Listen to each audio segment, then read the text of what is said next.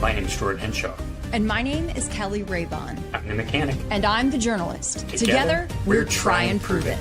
Someone has been charged with aggravated murder and is facing the death penalty, so we better figure it out, right? How do we tell the difference between an assertion that is true and an assertion that is false? You've got to start with all of the evidence, and you don't have all the evidence just yet. Okay, well, I have no idea. But it's a dot. Where's the dot? Right there. Science is not absolute. It doesn't say this is what happened for sure. It says this is the best explanation we have. 3, start sequence. 1. If one picture is worth 1,000 words, one field demonstration is worth 100 internet conspiracy theories. I'm gonna ask something at the risk of, being wrong, okay? But we're all just friends here. We're all just talking. And hello, everyone. Tonight we have a pretty exciting show for you. We are going to do a deep dive on kind of the history of this case, kind of where we started off, and what's happened during all of these months, almost a year now, and how we got to where we are today in the case.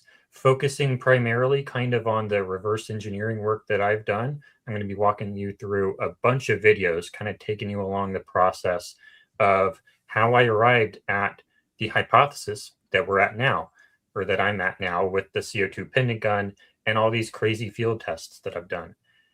We're also going to go into some case updates that are more recent, some of the stuff that Kelly's been working on, as well as plenty of other stuff. And we also have an award show that we're going to update you on.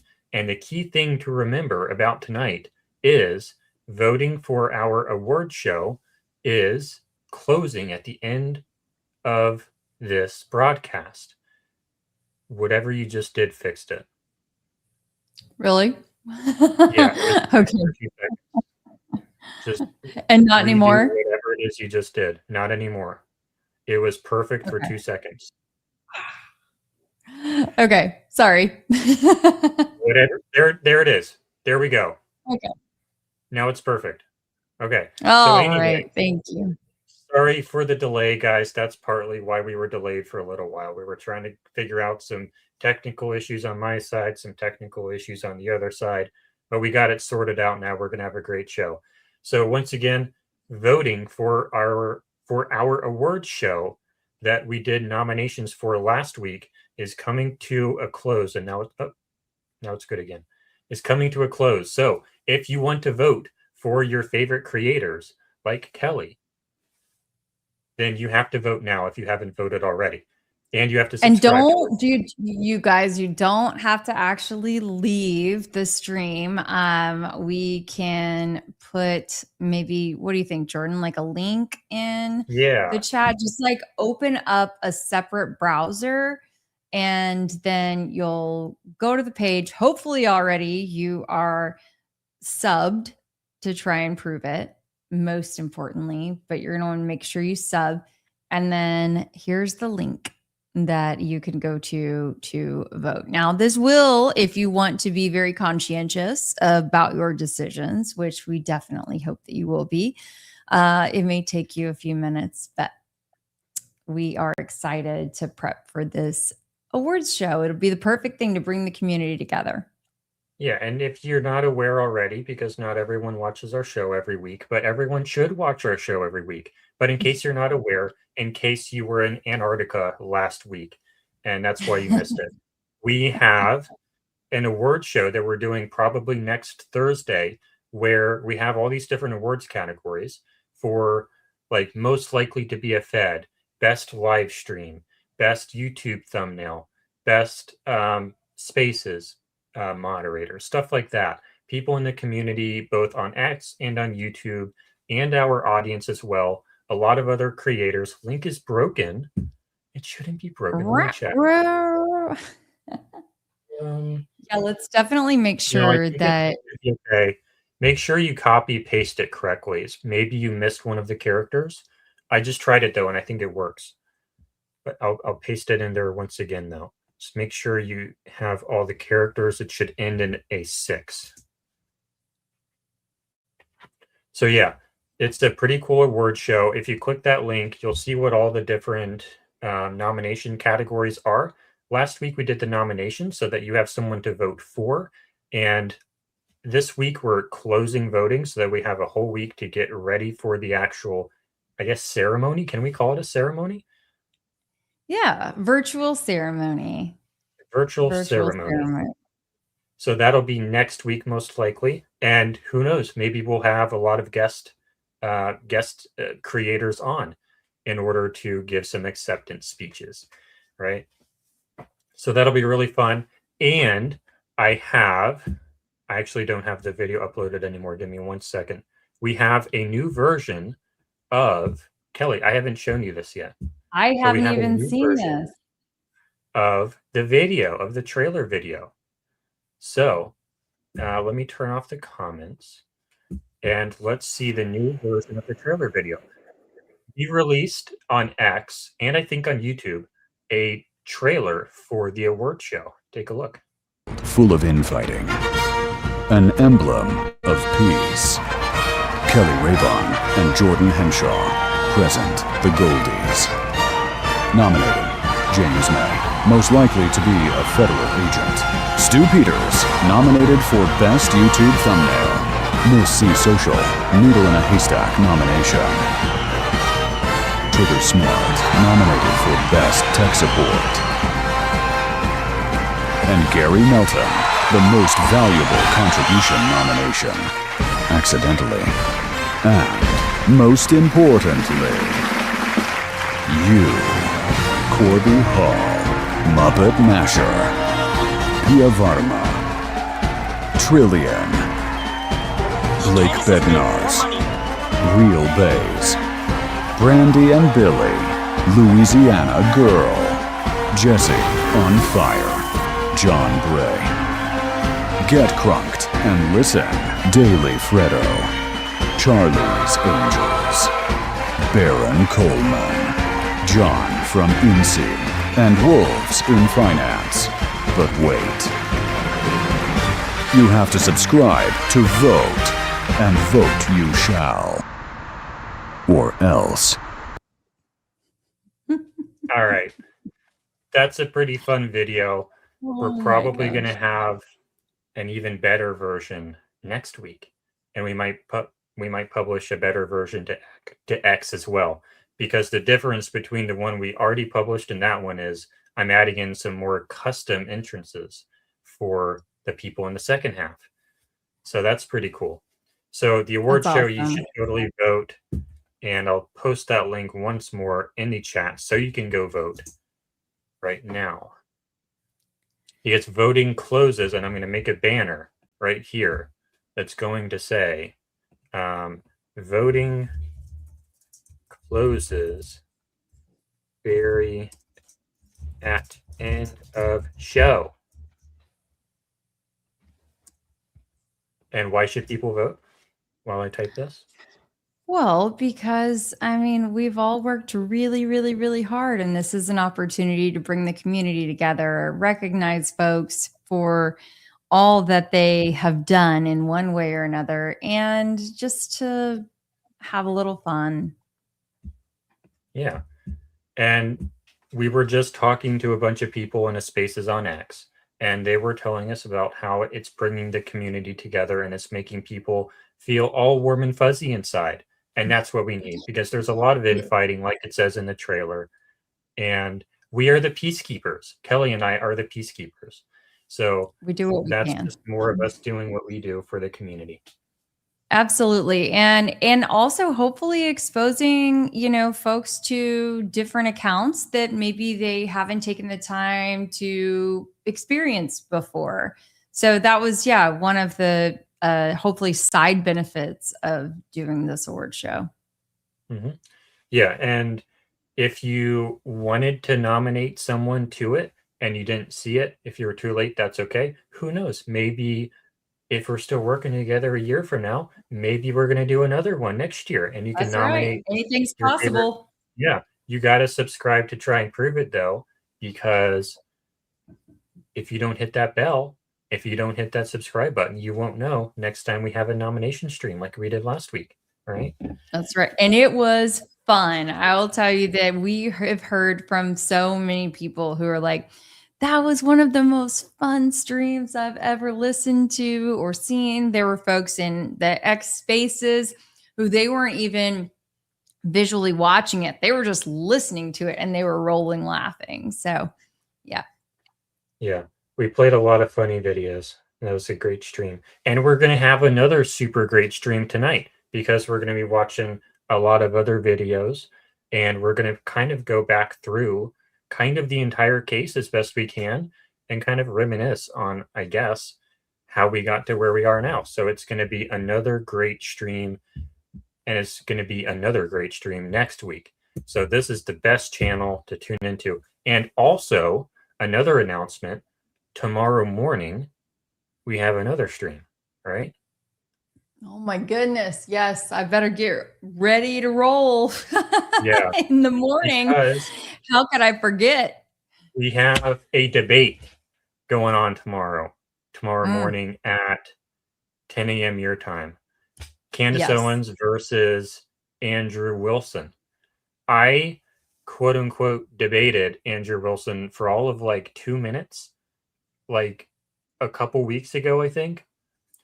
But he didn't know. This is what happened with Andrew Wilson.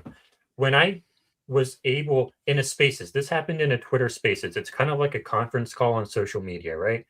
I'm given a virtual mic to speak to Andrew Wilson. If you don't know who Andrew Wilson is, I don't even know how to explain who Andrew Wilson is.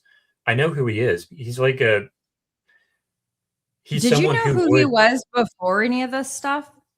Yeah. I didn't personally. Okay. I mean, okay. kind of.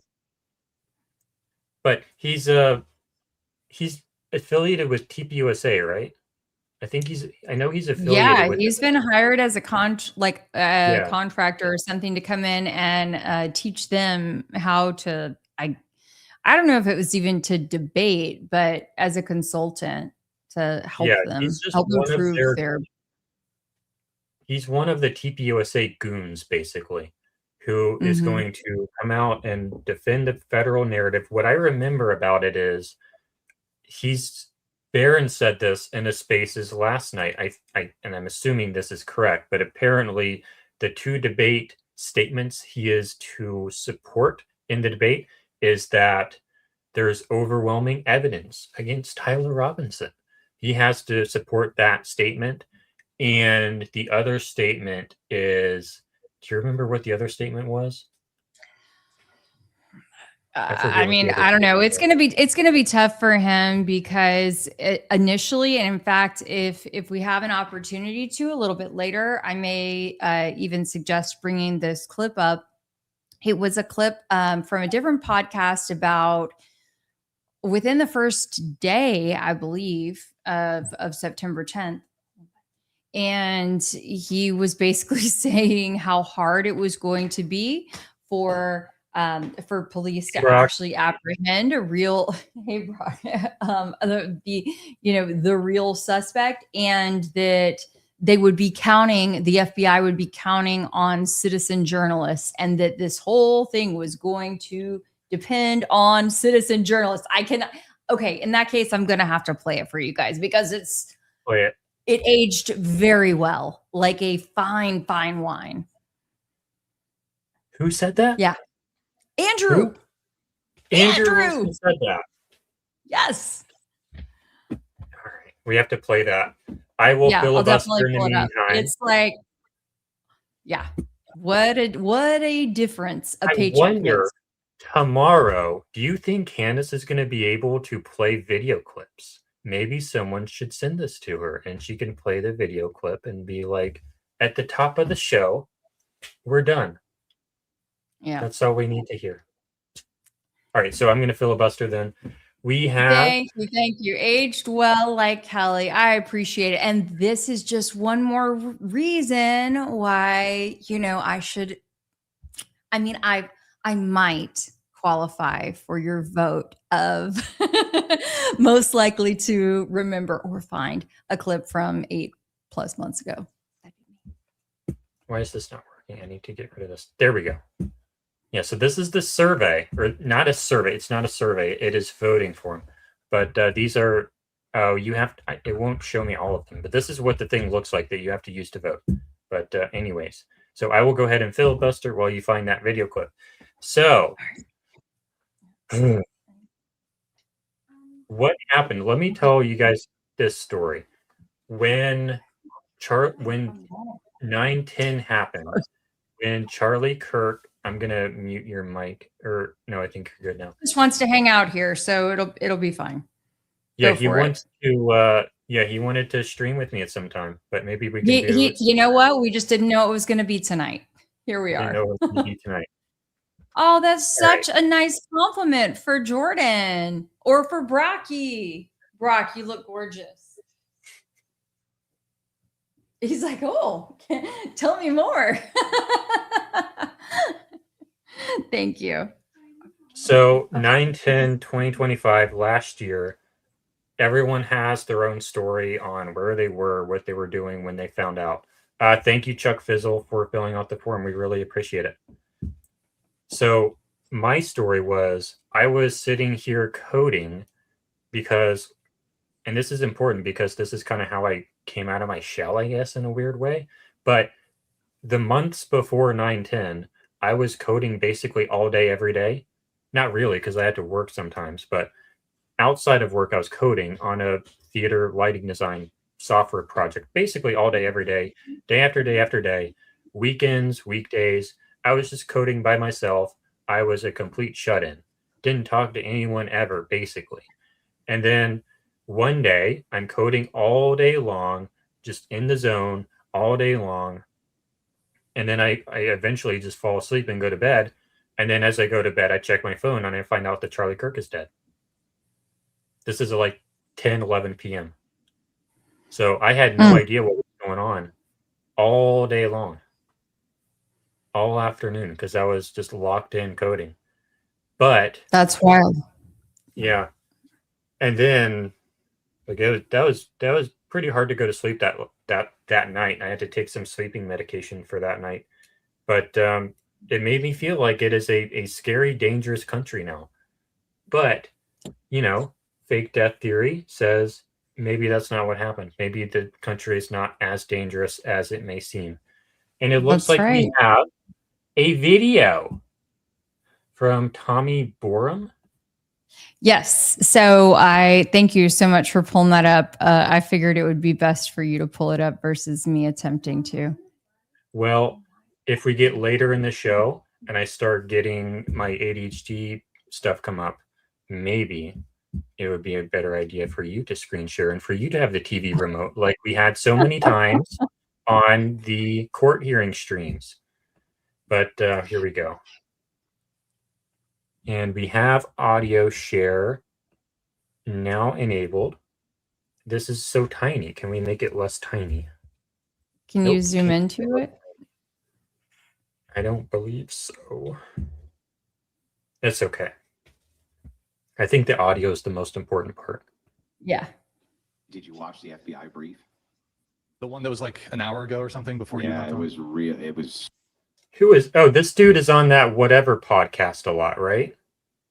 Maybe so. I didn't know who he was, but I saw Andrew and Yeah, he's I the was like, whatever oh. podcast where he has like OnlyFans girls on all the time. So bad. Oh. Yeah. They have nothing. It's disgusting. And like, I feel. When was this? This was like the week of 9/10. I think it was like the day after because he's saying, did you see that press conference? Like they have nothing. So it goes on to you're able to get a better sense of the timing once you hear Andrew. Oh, it says September 12th. If only I had watched. All right. Here we go. The one that was like an hour ago or something before you went Yeah, it on? was real. It was so bad. Yeah, where They have nothing. It's disgusting. And like, I feel terrible for the Kirks. They just want, they at least at this point just want the basic justice of apprehending the suspect. And this is terrible, man. Do you think that there's a chance that they don't catch the guy? No chance. They're going to get tell him? you why. Let me tell you why I think that. There have been people who have murdered cats online, and internet sleuths will figure this shit out. If the FBI and law enforcement That is a true story. I know that Good story. people on the internet will solve this, and you'll put clues together, which will assist them in figuring out who this person is. In fact, I'm willing to make the prediction tonight that the FBI only solves this through the help of internet sleuths like you guys. They're not going to give justice to the Kirks. You guys have. The FBI has very little. Law enforcement at this event was a joke. I watched the first FBI brief. Brian, they said there were 6 cops there for a crowd of 3,000. And then they said, well, Kirk has his own private security team. Well, that security team is looking for problems from the crowd of people rushing the stage, things like that. They're not up there looking for snipers and this type of thing. That's not their function. That's police officers' function. This was a failure at basically every level. It was a failure at every level. Remember that all the earning capacity of this man was completely eliminated in seconds. And remember that it's not just the horrific torture of his family having to see that live. I heard a story and confirmed that it looks like this is true, that when the shot was fired, his youngest daughter was terrified. And guess where she ran? She ran right towards the arms of her dad. And she was caught. And what I heard on the ground was she said, why can't I get to daddy? Most horrific thing you could ever imagine. She has suggested Michael is not his real name. It is. Am I wrong, or is that just unbearable for anybody else? It's so. Listening to this guy talk? My God, no, just the upspeak at the end of every single period. Continue, Mr. Enigmatic. And just like a lot of those Antifa members, this was a major mistake on behalf of.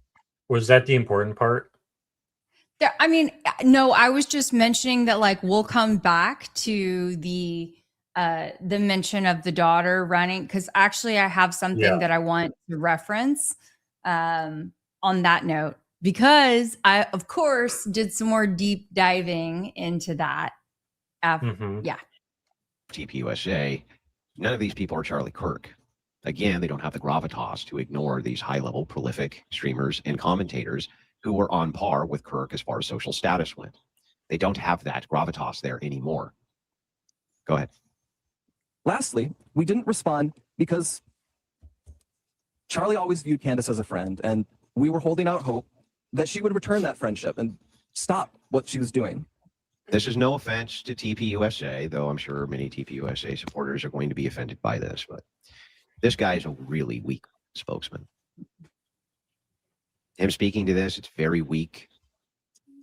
Right? He doesn't have the, what's the right way to say it? He doesn't have the commanding presence in which to deliver this counter message in a way that people will really focus on every word that he's saying. He doesn't have kind of the, I don't know what you call it, the it factor. He doesn't have it. This guy is not a person who's going to command attention, who's going to drive people to listen to him. He's not particularly articulate, and this response is somewhat weak. Not weak because what's being said isn't true, weak because the person who's delivering it is not good at delivering it.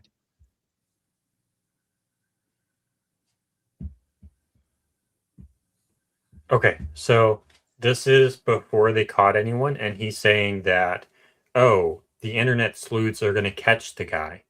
But then the next day, or I think later that, or no, this was on the 12th? Didn't they do the press conference the morning of the 12th? Yeah, so I wouldn't commit too much to the date of the 12th on this, but either way, it's obviously very, very, very soon. So either I would bet probably the 11th. I would bet within the first day. But he's making the case that the internet people like us are going to find the guy. They're going to catch him. But once the FBI solves that problem basically on their own, then we can F off basically, right? Because they just want to find a bad guy. That's all they care about. It's about winning. It's not about accuracy. Mm-hmm. I mean, and also once Andrew gets hired, seemingly it seems that once he gets hired by TPUSA to be a consultant in some way, shape, or form, his opinion changes dramatically. Oh yeah, when does that happen? Well, I think within the last several months, because he had actually gone pretty hard on Erica and, like made fun of her, called her some names. Oh yeah. He was not like an Erica stan. I'm sure there's some folks in our chat who can weigh in on that. They may even know the exact time that things shifted. But yeah. Fascinating. And then you had stuff on the daughter, because I had heard that story. Oh my God. The daughter, the family was there, everyone was there. How terrible. This is why we have the death penalty on the table, because his kids were there, is probably a thought that's gone through someone's mind. And it wasn't true at all, was it? It was not. In fact, okay, so here's what's questionable. And I want to send you this. Sorry, I'm looking at my phone, you guys, but I had taken a screenshot actually of this yesterday because I was like, I'm going to do some extended coverage on this because I have not seen anyone fully report out this part. I was thinking that the Daily Mail, I believe, had, or a foreign, but across the pond, whatever publication had first talked about, and may have been the sole one that had reported that the Kirk family was there, that Erica and the kids or whatever were there. Yeah, I remember tracking that down once. So yesterday, yesterday afternoon, I actually found that CNN had reported this, and I don't have the video yet to pull up for you guys, and I'm sure I can find it, but I do have their online reporting, and they've got quotes from a congressman, from a former Republican congressman, Representative Bob McEwen. And so let me send a couple of these to you, Jordan, and then we can, if it's helpful, or I can just read it out loud. Okay, I'll just read it out loud. So it says, the headline, this is 2:10 p.m. Central Time on September 11th. Charlie Kirk's family. So, okay, you guys, this is one entire day later that this is published. 24 hours later, or 25, 20. Yeah. Anyway, Charlie Kirk's family were at the campus event in Utah where he was shot. Former Representative Bob McEwen says. This is reported on CNN. Sorry, I know you can't see this, but I literally took all the screenshots of this article. Charlie Kirk's wife and 2 children were in attendance at the Utah University event where he was shot and killed, former Republican Representative Bob McEwen revealed today on CNN. He said Vice President J.D. Vance is going to bring the family and Kirk's remains from Utah to Arizona, where the family lives. McEwen, who is on the, check this out, advisory council of Kirk's organization, Turning Point USA, and was a close family friend, said Kirk met his wife Erica when she was applying for a job with him. There's so much to unpack here, you guys. He said Vice President J.D. Vance is going to, I just said that part. They met for over 2.5 hours. At the end of it, he said, well, let me just tell you, I'm not going to just hire you. I'd like to date you. McEwen recounted to CNN's Boris Sanchez and Breonna Keller. Indeed, they had an affection for one another. They shared everything in common. The family knew what it was like to constantly have a security team guarding him, McEwen said. McEwen's wife told Kirk just a few days before his death that he will likely need security for the rest of his life, to which Kirk rolled his eyes and said, yeah, I'm afraid so, McEwen said. Quote, And that was the part that Erica, I think, had hoped to avoid, but understood the sacrifice for the cause of the country. And that's what presidents have to do. And people who presidents rely upon have to do, McEwen said.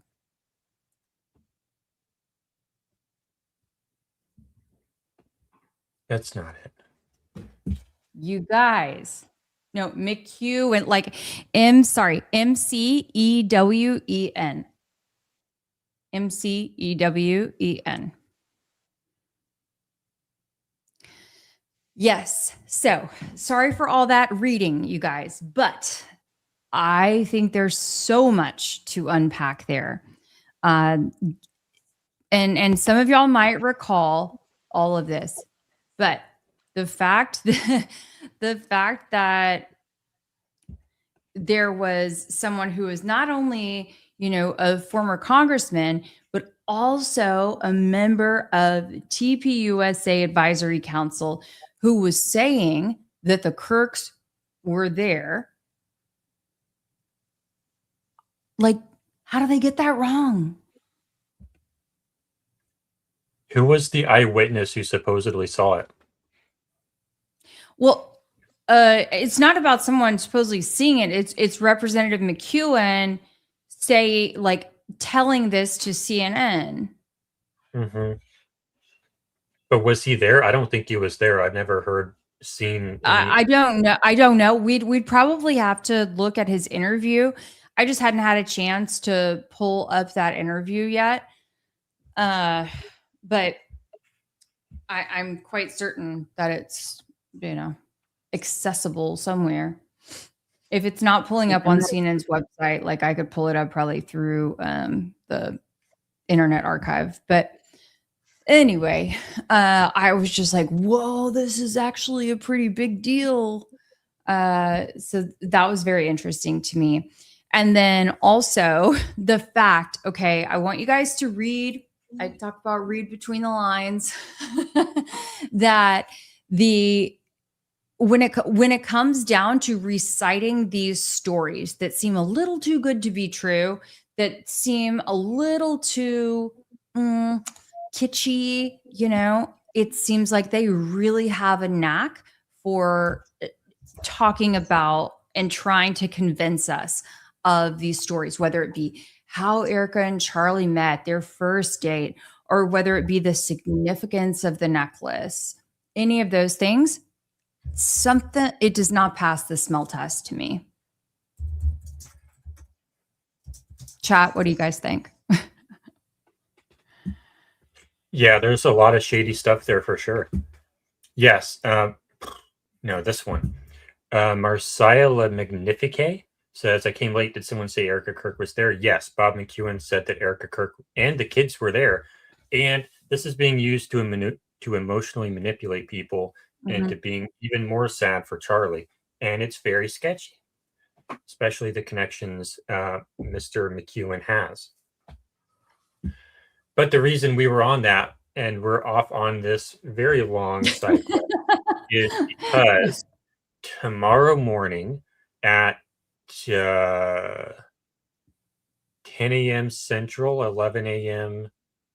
EST, there is a debate happening between Candace Owens and one of the TPUSA goons. We'll just refer to him as a TPUSA goon.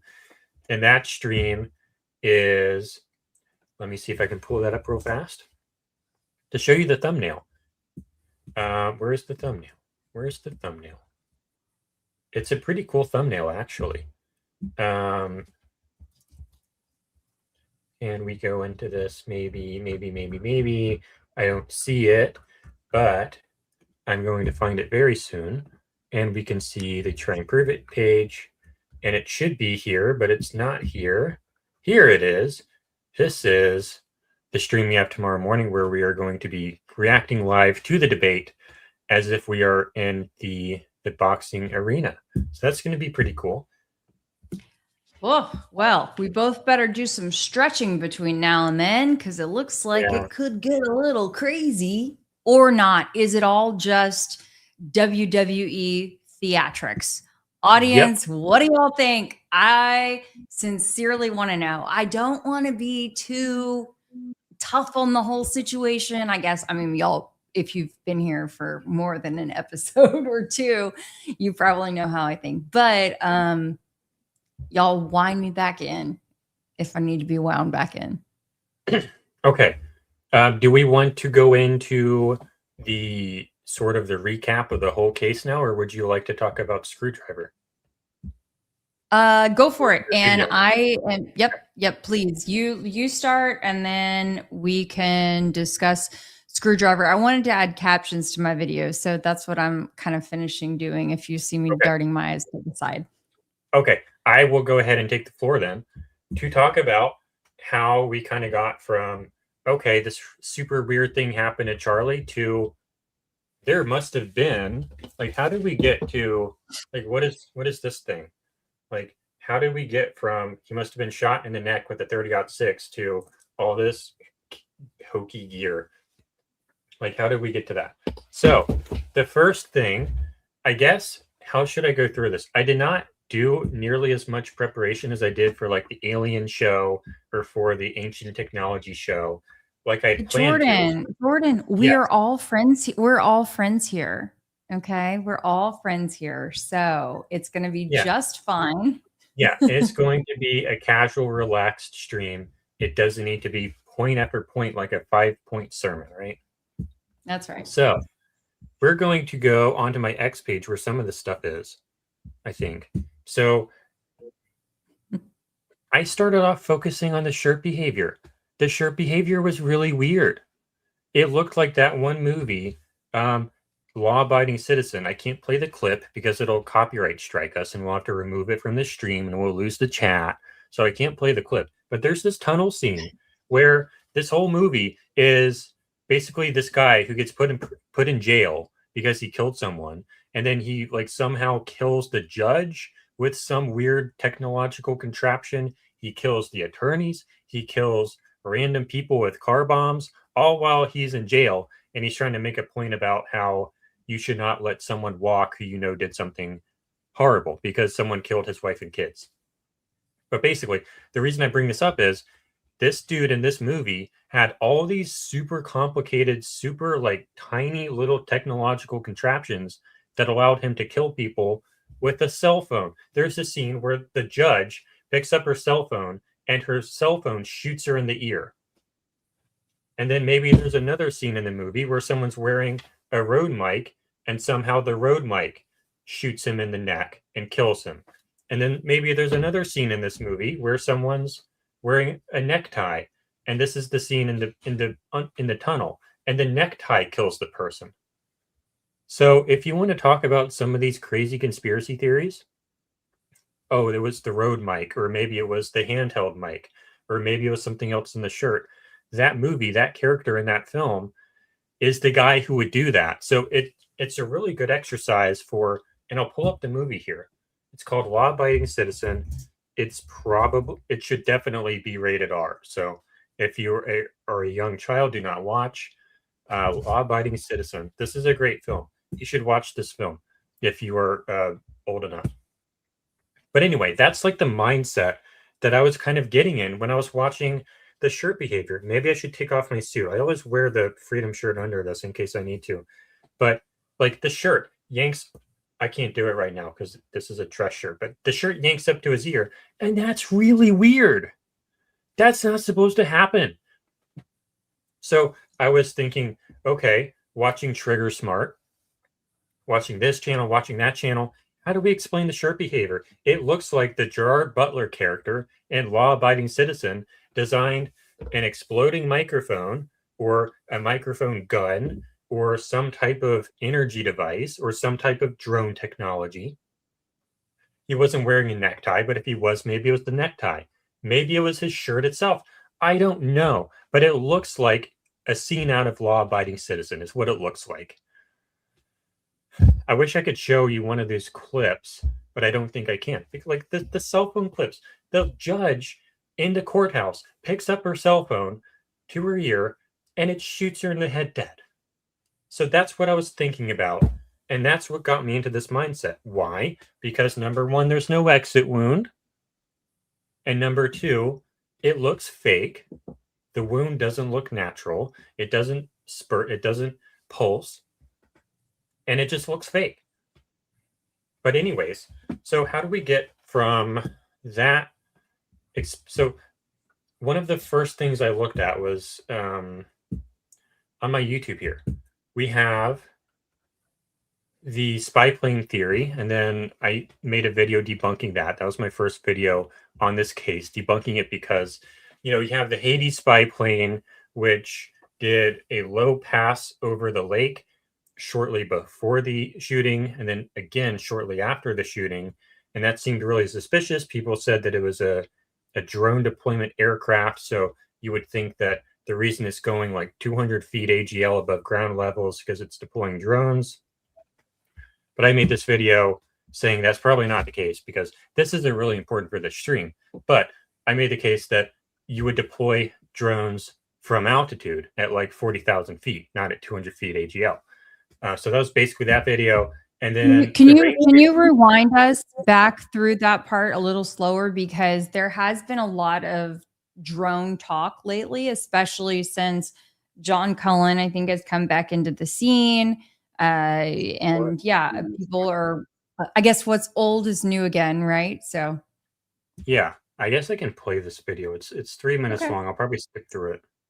This was my first video on this case. I had a lot of other videos that were on, this is supposed to be set to oldest, that were on the Chris Watts case, but we're not talking about that tonight. But that's a good thing to talk about as well. But anyways, here we go. All right, so I wanted to talk about the spy plane theory regarding the Charlie Kirk shooting. There's some people saying that there was a Bombardier Global 6500 doing a couple very low, very slow loops over the Utah Lake just west of the UVU campus 3 hours before and 20 minutes after the shooting. And they're saying that it was associated with the Hades drone deployment program of the U.S. Army, and that it deployed and retrieved drones that were ISR drones. I'm falling asleep listening to this. This is terrible. But anyways, I'm basically saying that you would not fly. Okay, why? Okay, the Hades aircraft is a drone deployment platform, not that specific aircraft, because that specific aircraft was still a trainer aircraft for like pilots who are trying to get a new type rating or something, right? But if I'm deploying a drone, the reason I would be doing that is for an enemy, because I'm trying to do combat with an enemy.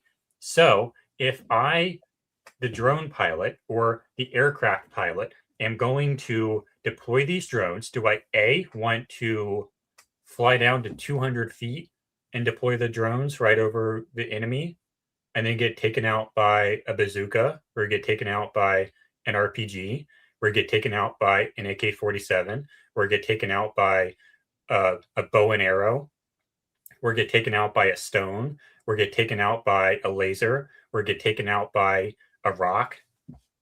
Or do I stay at altitude at 40,000 feet and deploy it there?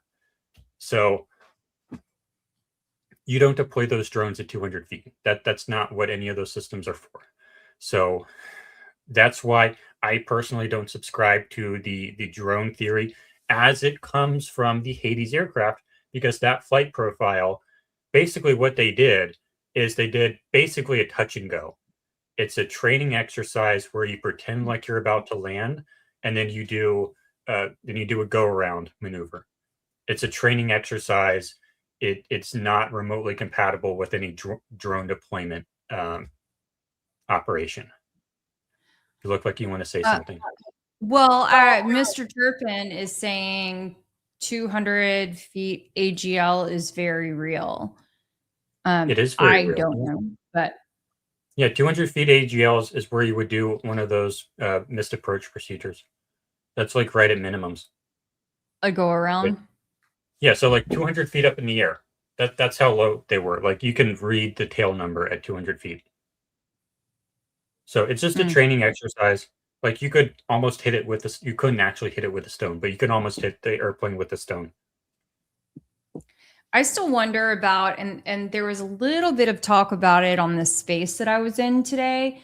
I didn't have a chance to, or I hadn't had a chance to talk to you about this, Jordan, but uh, there was a almost like a drone sort of surveillance, like a Google Maps aerial imaging service. It's called Near Maps, that had apparently taken imaging from the sky like during this 2 hour window. And at one point I had looked into the time they left off, or left, the time that they were scheduled to return, and they had like stayed up in the air longer, I believe, than they were scheduled to. Anyway, Barron was able to get these photos, and it just so happened, or these images just so happened to include some very interesting, potentially, information. And had tried talking to Near Maps, actually, like through with Blake, and they were charging like an exorbitant amount of money for a subscription. And I just wonder, I'm like, I should have asked Barron about that last night. How did he get those images? Because they were talking about like $25,000, $30,000 for a subscription to their service. To do what exactly? For imaging that just so happened to be above UVU on that day. They won $20,000 to get a photo? No, for their subscription, and they were there. And so like they must have been among some of those planes that were in that area. Sorry about that. So I heard like the tail end of that Spaces. I was kind of in and out of anonymous mode because I was supposed to be focusing on work, and I kind of succeeded. But so is it a satellite, or is it a drone, or is it a plane? Well, it's like an imaging service. But they had some sort of a plane, okay, allegedly. He said, wait, hold on. He there you go. He said before that he's paid for the very expensive subscription. Y'all, I mean, we're talking like literally, I don't want to say too much without, Blake here, because Blake was the one who did the call, but like $30,000, $25,000-$30,000. And they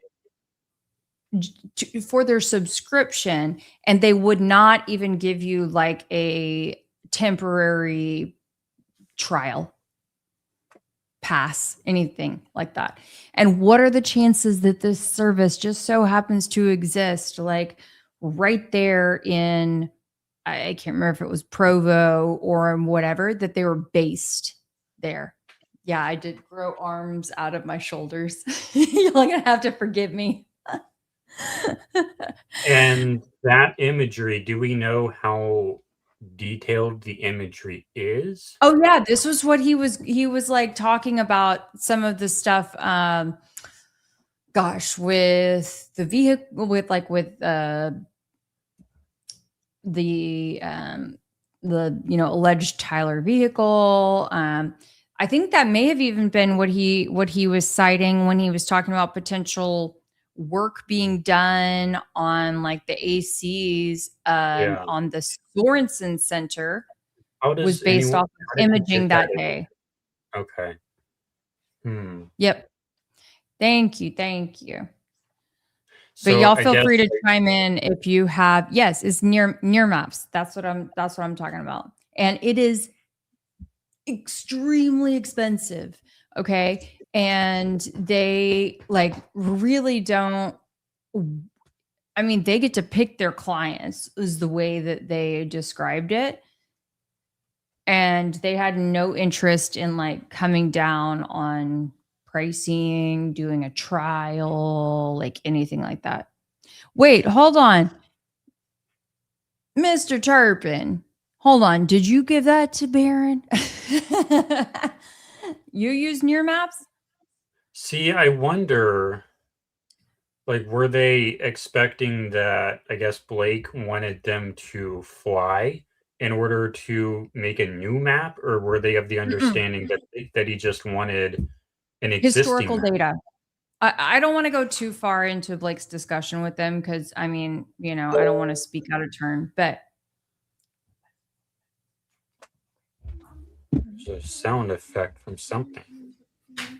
What that sound effect was. Okay, but anyways, moving on. Talk about that later.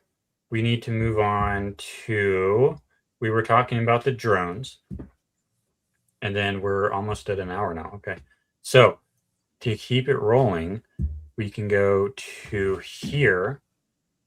Oh wait, you have your video pulled up now. Do you want to do that now?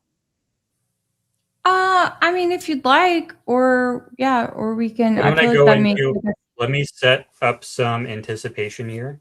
Yes. Okay. And then we'll go into the video to try to play a Candace, right? Like, oh, cliffhanger. And then we go to your video. And then we go back to my stuff. And then we go back to your stuff. It's cliffhanger. I mean, there we go. So when this video came out, it got 6.5 million views. This guy, Range Day Bro, I think we can maybe play this to get his image up here. I guess not. But Range Day Bro, he's a YouTube content creator. He's a YouTube channel. And he says that Charlie Kirk was shot in the right ear from his right. And we know that because we can see the blood spatter coming out of his ear. Turns out the stuff he saw that he thought was blood spatter was actually the necklace. But at that time, no one really knew that the necklace had jumped up and like hit him in the throat. And then the whole thing like whipped out around this way. No one really knew that at that point, except for some people. But Range Day Bro comes out with this super viral video that says that Charlie Kirk was definitely 100% positive, certain he was shot in the right ear. So this is kind of like a game at this point when this is happening. It's like, ooh, who's going to come out with the next viral video that's going to change the entire case? When's the next one? Like, it seemed like every few days there was a new viral video that completely transformed the entire case. And this was one of those. But it was quickly debunked. And we quickly found out that it was just the necklace. But then, okay, well, why does the necklace jump up to here, the pendant, the cross pendant, shoot into his neck, and the entire necklace whips around his neck? So I came up with a bunch of different theories that could explain that, but none of them really worked. And I was also trying to come up with a contextual answer. What I do sometimes, if you look at my X, at the top of my X, I'm not going to scroll to it here, but if you look at the top of my X, it says I'm a playwright. My bio here is playwright first. I write plays. When I try to understand another person's thought process, why I disagree with someone, or if I'm trying to reconstruct a crime, or if I'm trying to reconstruct something in history, like I did with my 3-hour-long Jesus script, I like to write dialogue to try to get in the head of the other person, to try to understand them, to try to gain some kind of like lowercase intimacy with them, I guess. And I think that writing dialogue back and forth in a script is a really good way to really get in someone's head and understand why they think the way they do. It's a really good humanitarian exercise almost. So what I did was I wrote, I think like 4 or 5 different like scripts that are the premise. Okay, you found the guy who actually conducted this assassination, and he goes on Joe Rogan and he tells Joe Rogan everything. So he tells Joe Rogan this part of the story. Joe Rogan is like, why would you do that? That doesn't make any sense. What about this detail? What about that detail? Right? So that's like, I wrote like 4 or 5 of these scripts. Each one of them is like maybe 20 pages long. So like 20 minutes of dialogue long. And what I did over and over again is I would get to a question that didn't make sense, that didn't have an answer. Joe would ask, well, why would you do it this way and not that way? And then if I couldn't come up with an answer, then I would realize that that's a dumb theory, and I would move on to the next one, to the next premise, to the next like supposed assassin with the whole other backstory on why this happened. And that got really interesting, but none of them really worked. I always got stuck on this question or on that question, or then I read it back to myself. like, wait a second, none of this actually plays. None of this actually makes sense. But anyways, lowercase intimacy meaning like not like romantic. I mean, so anyways, that led me to the fake debt theory eventually. So that's the cliffhanger. Do we want to play the video now? Oh, you're muted. I was muted because Brock keeps talking. So yeah, I was muted, self-muted. Shall we play the video? Sure, let's play the video. And you guys, you are getting an exclusive first look. Please forgive me if anything is wrong with this thing, because I did not even have a chance to fully watch it through before dropping it in the upload folder for you guys tonight. So we'll know real quick if I need to make edits before officially posting tomorrow.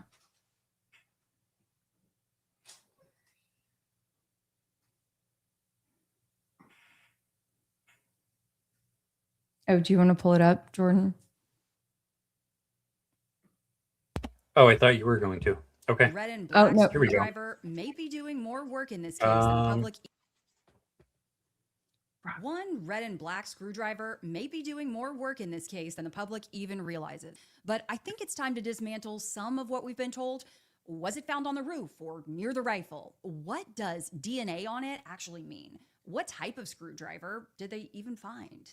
And what evidence connects that particular tool to that particular gun? Let's break it down. Did you recognize the object? I did. And what was it? It was a red and black screwdriver. So that's former UVU officer Chris Bagley describing the screwdriver that he said he found on the Losi Center roof during the July preliminary hearing. But let's rewind back to September 11th.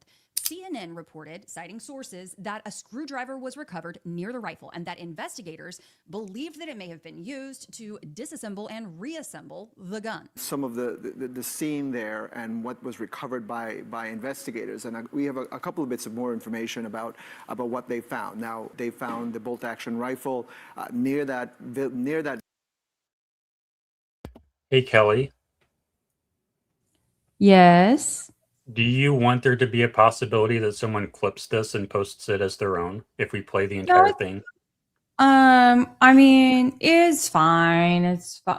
Well, let's just keep us to the side. Yeah. Yeah, we'll keep. Yeah. There we go. Building, not far from that building, it appears investigators believe that the suspect ran away from the scene, threw the rifle down. It was there was a towel. Can we turn the volume up? And they also found a screwdriver, which they believe. Volume is already up. Oh shoot. Okay. Sorry, you guys. I can resave it all with higher volume. Maybe. Well, that's just one. Or no, there's multiple people saying the volume is low. 2 people. Okay, y'all want me to resave it real quick with higher volume? It's not a big deal. I can do that. I want y'all to be able to obviously hear and enjoy it. So. Yeah, let's go ahead and do that, and I'll filibuster some more. Sorry, Becky. Because it is important.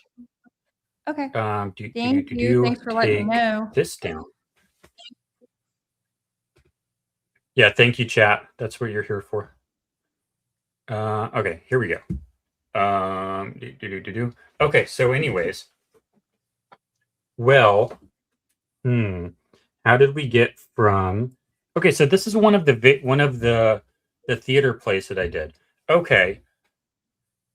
There's no exit wound, right? Why would there be no exit wound?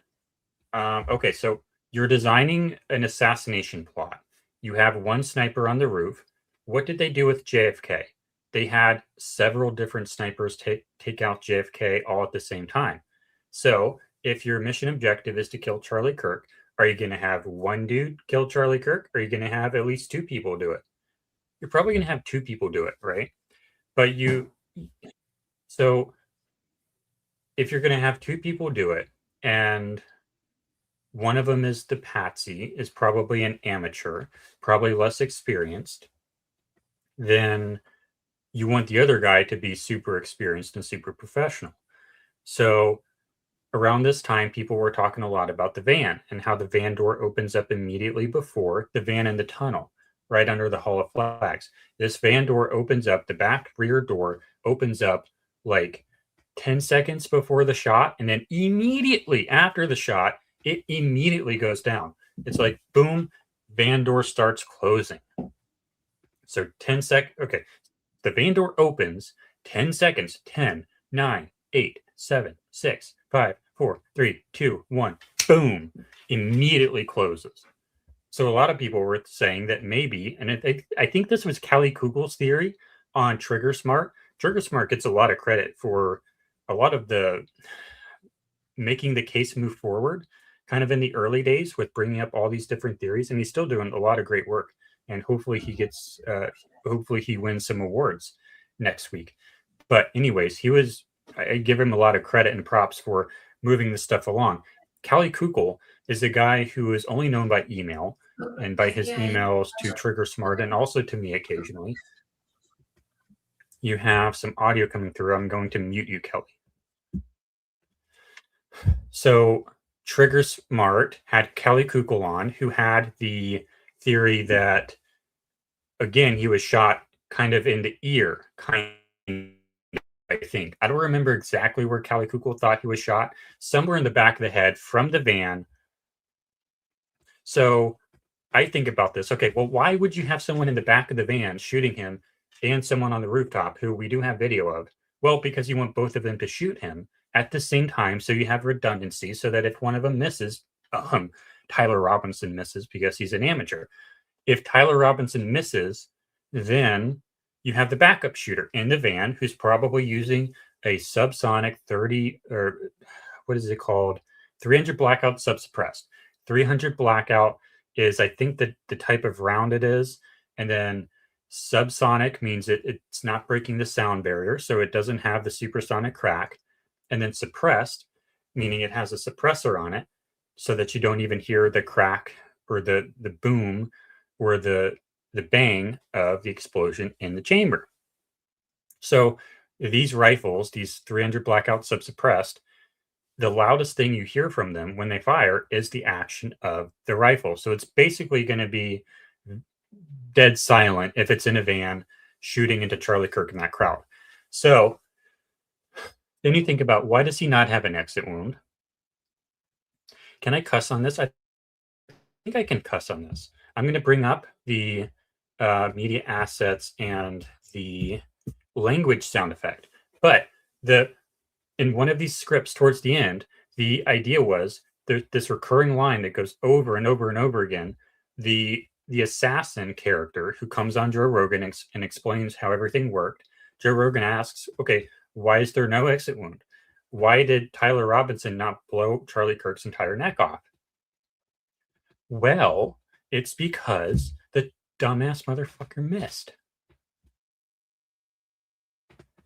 Tyler Robinson missed. He was aiming at Charlie, but he missed. That's why there's no exit wound. Because he's a terrible shot. And the reason we don't see a massive hole in the backdrop is because it self-heals when something that fast is moving through it. Or maybe the hole is so small that you can't see it. Dumbass motherfucker missed. So that was the theory in that script. So those were the kinds of things I was working on in those days. And I never did. I forget why exactly I put that one to bed, but it was a pretty good theory. You forgot to hit the language. Language. Here we go. But that's a pretty good theory, isn't it? Oh, you muted yourself again. Sorry. I've got a child behind me and there's not much I can do. And I'm just, y'all, I guess I'm 6'7". I'm just trying to do my best over here. And he just rolled his eyes at me. So yeah, here we go. Okay. Does the video worketh? Is this the new video? It is. It's almost there. It is at 70% exported. And thank this you isn't the one. so much. I'll delete, or I can't delete it. Yeah, you can drop that one out. Okay. I can't. I think you have to somehow, Oh, which is okay. I kind of will. strange because we're in the same account, but for some reason I can't. Right. But Okay. anyways, okay. So that's a pretty good theory, but that's the kind of stuff I was working on. And like sometimes Kelly and I talk about what would we be doing, or not what would we be doing, but like the productivity we had before we were like constantly on Spaces every day, streaming every week, talking to all these people, talking to Kelly on the phone for 2 hours a day, often many days. I was writing theater scripts to try to figure out all these different theories on what happened. And I was really good at that stuff. I should bring out some of those. I don't know where they are. I think I can find them, but there's some pretty good scripts in there. And they're really interesting. And they can kind of help you see the case from some completely different angles, from some new light. But anyways, none of them really worked. None of them completely made sense. None of them gave me that aha moment. And then, I'm watching Trigger Smart, pretty much everything he puts out, because I'm like addicted to this case, like basically everyone else. And this is the start of the reverse engineering that I did. And if I can find my video, not this boring video, but then go back to oldest here. Oh, yeah. Okay. And then Range Day Bro, he comes out with this video. What really made me mad, you know what really made me mad? We have the observables. We see the necklace jump up to his ear like this, and the necklace swing around like this. Range Day Bro, to his credit, he did a field test with a ballistics dummy with the rifle, and he put his rifle about where the van would have been, I think. Or no, I think he had his shooter up a lot higher. We have a video, Kelly, that we haven't really talked about yet, where it seems like something. No, okay. But anyways, Range Day Bro makes a video where he says that he reproduced the shirt behavior, where he reproduced the cavitation that made the necklace move the way it did. And my thing that you'll hear me talk about over and over and over and over and over again is the necklace behavior is upwards and backwards. The pendant starts down here, and the entire motion of the necklace is a linear motion starting down and moving directly up and back, upwards and backwards, upwards and backwards. But the video that Range Day Bro does, it's radially outwards. The neck expands radially outwards, and the neck expands radially outwards, and so does the necklace, and it breaks in the back. But the Charlie Kirk one, it breaks in the front and it goes upwards and back. But the Range Day Bro one is radially outwards and breaks in the back and flies forward. So I'm like, what the heck, man? But in his video, he's like, oh my God, I solved the case. I reproduced everything. Why? Because I got the chain to break. I got the necklace to break. Therefore, my theory is correct. But you don't actually look at the characterization of exactly what actually happened. Did the motion start down here and did it fly up, or did it break in the back and fly outwards radially? So I got a little bit upset with Range Day Bro for that, because he was greatly overstating the success that he had. And I've been known I've gotten into some beef for, anyways. But I did not like how confident he was that he solved that, because it was completely different. But anyways, I mean, look, Jordan, I think you have gotten into a little beef here and there, but I don't know. They keep coming back around for seconds or thirds, so that's okay. Okay.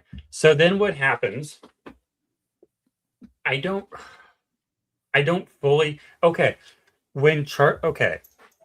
Charlie Kirk and Erica Kirk, they have a story of how they met, and it's different every time, sometimes. Anyways, I don't remember the first stream I saw you in. I feel like I do, but sometimes I don't. But I'm pretty sure I remember which one it was. But I knew that I wanted to talk to you as soon as I saw you. But anyways, what I remember is here's this super professional, super experienced reporter lady who has a decade. Like I don't know if I looked you up, but I looked you up in some way, shape, or form, and you said that you think that Charlie was still alive. And I know Allgeist is, if he's watching, he's going to take great issue with this, like he did a little while ago. Ooh, but I had been exposed to fake death theory. For a different day. That's a story for a different day. But I had been exposed to fake death theory through him, and he focused primarily in the public domain on the acoustic evidence that he believes shows that the shot went into the back of the van. And he will say that he is also focused on the squib stuff and on the air puff tube stuff, but less so publicly because of censorship. But I saw his work as being primarily about the acoustic evidence, and I was certainly intrigued by the acoustic evidence, the crack thump analysis that puts the bullet in the back of the van, but it wasn't enough to convince me, to make me think this is a serious theory, because it was almost entirely just the audio analysis, and I didn't understand how on earth the squib would work in that environment, because the one in Hollywood is completely different. The restrictions you have in basically live theater, 360 degree in the round is completely different. So I didn't understand that at all. So I didn't take it very seriously. But then this Kelly Raybon lady on Trigger Smart, who,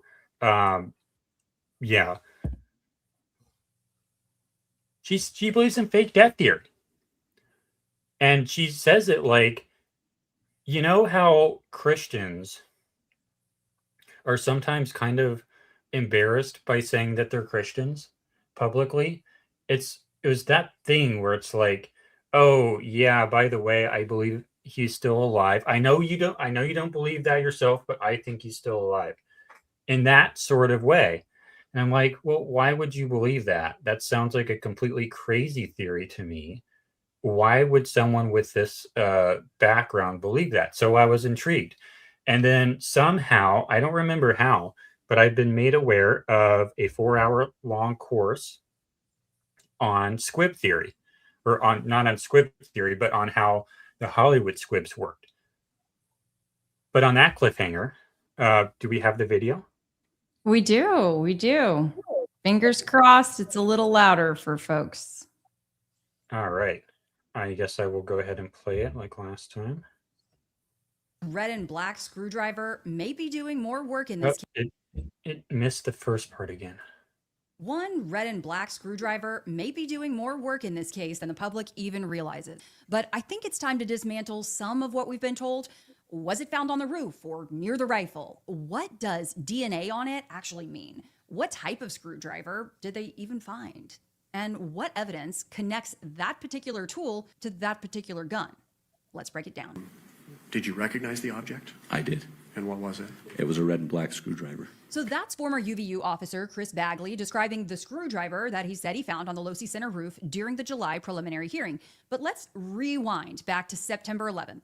CNN reported, citing sources, that a screwdriver was recovered near the rifle and that investigators believed that it may have been used to disassemble and reassemble the gun. Some of the scene there and what was recovered by investigators, and we have a couple of bits of more information about what they found. Now, they found the bolt-action rifle near that building, not far from that building. It appears, investigators believe, that the suspect ran away from the scene, threw the rifle down. It was there was a towel there, and they also found a screwdriver, which they believe indicates that perhaps the suspect used it to disassemble, take the stock off the rifle, to try to conceal it. Right? Now, near the rifle in the wooded area or on the rooftop, those are two very different locations. I've been there. And the official September 11th and September 12th press briefings described the rifle and towel, but did not publicly mention a screwdriver. Then, on September 15th, Kash Patel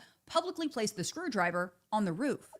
And what we learned was there was evidence, DNA evidence that could be collected and had been collected, including a screwdriver that was found on the rooftop.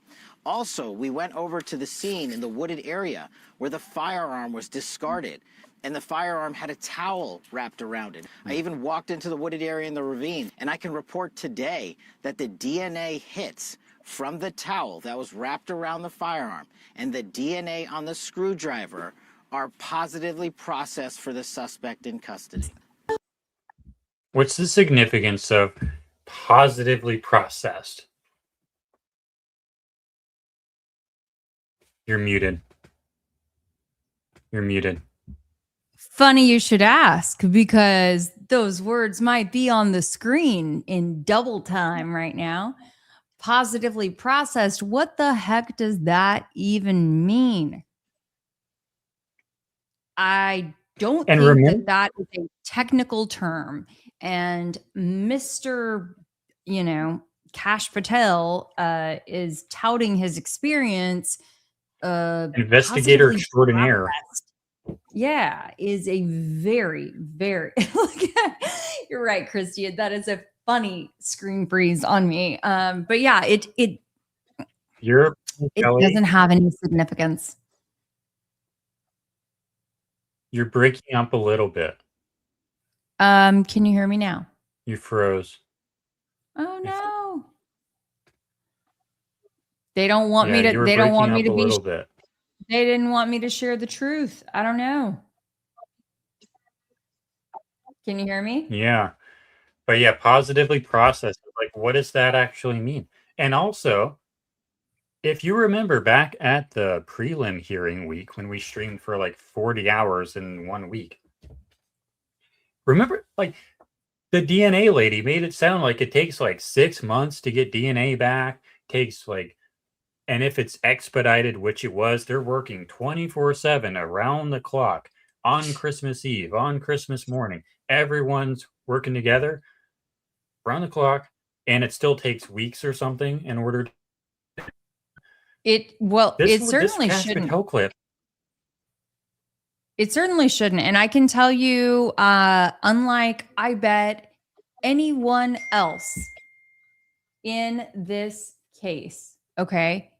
I bet unlike anyone else in this case, I've actually been to a DNA testing lab in Salt Lake City before. I have video that I can show from this. So we'll have to do that on another stream. But I literally have been to a DNA testing facility in Salt Lake City. And what's the minimum? I know you're not an expert on DNA, but do you have any idea of what the minimum time it would be for them to get positively processed? Look, it's all about how much a case is prioritized, right? And look, if JD Vance, if the vice president is coming down to Utah to fly someone, which is an unprecedented move, onto Air Force Two, all the way to Arizona, something that's never happened before, you better believe that DNA in Quantico or wherever precisely they sent it is being prioritized directly to the top. Mm-hmm. But this Kash Patel said this like a couple days afterwards, I think. Positively processed. Positively processed. I mean, if I had to like read between the lines, that's just confirming that it's been sent. But it's been sent, and we already know what the answer is going to be before we even get it back. Well, yeah, because we have rigged the system. We're ensuring that it's going to be positively processed. Mm-hmm. What would the correct term be? So if I were Kash Patel and I were actually he's not saying that it's been matched. Extraordinaire. Yes. So he's not saying that it has matched the DNA has been matched to Tyler Robinson. We took a cheek swab, what they call a buccal swab, not a buccal swab. It's called a buccal. just for everyone who needs to know, a buccal swab, and that they have matched it. And it would have been so easy, like from his background and experience, assuming that he actually did the work in the past. It would be easy to say, hey, we took a buccal swab of Tyler Robinson and of Lance Twiggs. We have matched, he's not going to say Lance because Lance hadn't been charged with anything, of course, but he would have said, hey, it has been positively matched. Mm-hmm. Game over. Yep. Instead, positively processed. Like, that's so weird. Okay, let's continue the video. Positively processed. That's a strange phrase. It's not a courtroom conclusion, and it does not explain the DNA. DNA can show that genetic material was present, but DNA alone cannot tell us when it got there, how it got there, whether someone held the item directly, or whether it was transferred through a glove, a towel, a hand, or another surface. So DNA on a screwdriver is not the same thing as proof that someone used that screwdriver to assemble or disassemble a rifle. You can't make this up. So, just looking around campus. And what do you know? Screwdriver, set of pliers. Interesting. I am not saying this is the same screwdriver. I'm not accusing maintenance workers of anything. I'm saying that a red and black screwdriver is not automatically unique. And the public still deserves to know, what was the brand? What was the model? Were there any identifying marks? Was there a tool comparison linking it to the rifle? We haven't heard any of that. Spoke with FBI Special Agent Folger and Utah SBI SA Dave Hull. Gave technically reviewed results that Robinson was included as a possible contributor to the DNA from the towel and the screwdriver. And when people say Tyler's DNA was on the screwdriver, the more precise question is, what did the analyst actually conclude? The state's DNA evidence involved a mixture. It's like getting laggy for me. Is it laggy for you? Mm-mm. It is not laggy for me. Yeah, I'm here. Oh, okay. I'm not alone. And reported contributors, not a video recording that we've seen thus far of anyone holding a tool. The hearing testimony does not turn DNA into a timeline, an intent, or a reconstruction of how the screwdriver was used. So the gun went to the ATF lab, the towel went to the FBI lab, and the screwdriver went to the FBI. Is this playing? I cannot even hear it, and it's not moving. It's playing. I mean, y'all, it's playing for me. Is it playing for everybody else? Yes. Item 7, towel from around Mauser rifle, serial number 8863. Item 8, screwdriver from Perch. Male DNA was obtained from item 7 sub 1. Item 7 sub 1 was interpreted as originating from two individuals, one of whom is Twiggs. The DNA results from item 7 sub 1 are 1.7 octillion times more likely if Twiggs and T. Robinson are contributors than if Twiggs and an unknown, unrelated person are contributors. Male DNA was obtained from item 8 sub 1. Item 8 sub 1 was interpreted as originating from two individuals, one of whom is Twiggs. The DNA results from item 8 sub 1 are 30 quintillion times more likely if Twiggs and T. Robinson are contributors than if Twiggs and an unknown, unrelated person are contributors. A screwdriver near an alleged shooting position is a lead, but it's not a conclusion, and context matters. The Losey Center did have an HVAC upgrade project publicly solicited before the shooting with the listed construction schedule beginning in April of 2026. Now, I verified that when I was there at UVU. I saw the signs, but that does not prove that anyone left this screwdriver behind on September 10th. But it does raise ordinary investigative questions about roof access, pre-bid inspections, maintenance activity, contractor access, and tool controls. Accidents happen. So, show us the original recovery photo. Oh, wait, that might be difficult because Officer Bagley's body camera turned off. Show us the exact location. Show us the chain of custody. Show us whether latent prints were recovered or not. Show us whether the tool was even forensically connected to the rifle. Can it even be used on that rifle? and show us why this screwdriver belongs in the prosecution's story and not just in a theory. Because when they say it mattered, my answer is simple. Try and prove it.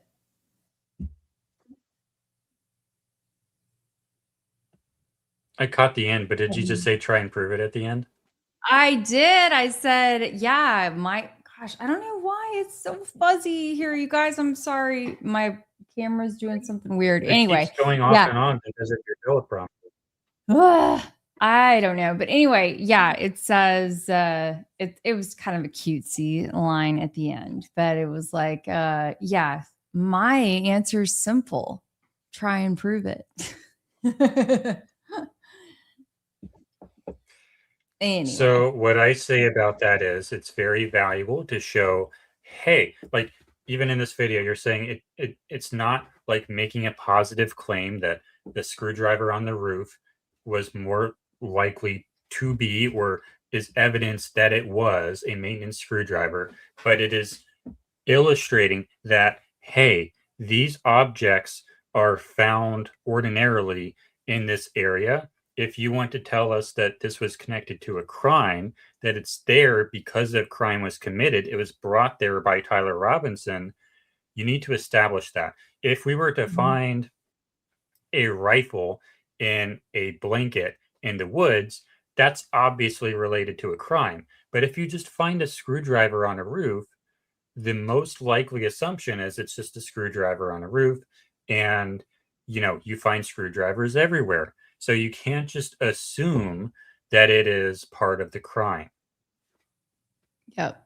And I know that was kind of hard for folks to to consume, maybe because we had a few start stops and whatnot. But if you guys have any feedback on that, I haven't posted it yet. You were the first to get to see it. So please feel free to drop any of those suggestions for me. I still want to go and kind of like trim it up a little bit tomorrow morning before I put that out. Okay. Now you're blurry, Jordan. I don't know. Now I'm blurry. Now you're What's yeah. blurry to me?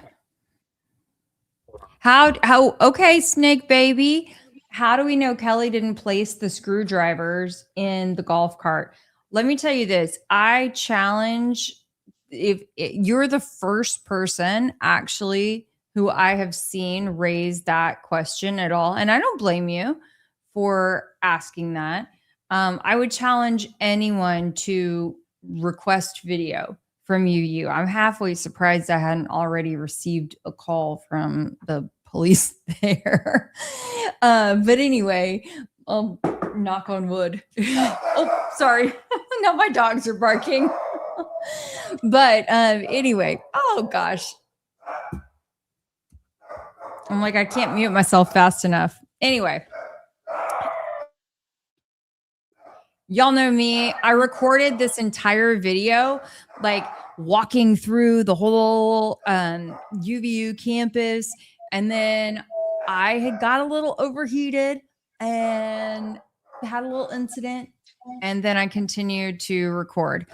And that's when I came, and I was literally talking about the chicken coop across the street when I was like, oh, but it would have been so much easier if he would have just jumped in one of these golf carts that's over here. Let's go see if there are keys in the golf cart, because, I mean, it's summertime at this point, it's summertime at a campus. Could there be a set of keys in there? I mean, I'm kind of just like, playing at this point, but I walk right up to it. And then I can't help but look as I'm looking to see if there are keys in there. I see the set. It's like a flathead, a Phillips, and a set of pliers with red and black handles. And they're in this like plastic little plastic bag. And you can see that it looks rusty. You can see that there's like tape that's stuck on top of it. Anyway, I know you believe me, but I just wanted to go ahead and lay it all out there for everybody. Yeah, I mean, that's very typical. if you were to go into, well, my tools, okay, if you were to go to my storage unit, I'm sure you could dig around in some of my old junk tool bags and find that exact thing. Like, I'll just in my junk drawer tool bag in my storage unit, not in my actual stuff that I actually use every day, because that stuff's all clean and spectacular. But that's like, that style screwdriver is like a 90s style screwdriver almost, and it looks like it's from the 90s. So I don't think it came from Kelly's house. Yeah. But also, we still don't even know, and I think it is no coincidence, my friends. Okay, it's no coincidence that we do not know what brand screwdriver it was that was discovered, what type of screwdriver was discovered. Okay, but like, Jordan, how do we know what kind of screwdriver that is, and if it even fits the gun, the rifle? No idea. I mean, maybe it's a Phillips, but I think Trigger Smart just did a video. Actually, let me see if I can pull this up. Trigger Smart did a video where he actually had. I don't know if it's the same kind of rifle though.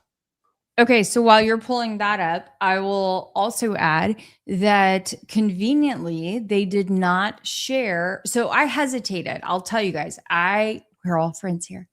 I will tell y'all that I hesitated about even sharing this discovery because I thought, what if this, like, by some stretch prompts them to change their course of action? Okay. On the off chance. And then I thought, well, they did share in court, even though they didn't share it publicly. So like the videographer the pool camera was not able to record the screen when they showed the photo, alleged photo of this red and black screwdriver that was not allowed to be broadcast. So apparently it's been submitted into evidence, but it has not been shown publicly. Okay, I have a video. This is from Trigger Smart from Matt. Thank you, Matt. This is a guy. This is not the same rifle, I don't think, but this is sort of the procedure for assembling it. Because this is a pretty simple process. But Jacques, if you want to take it away. Yeah, we literally, this is 2 screws and it's done. So,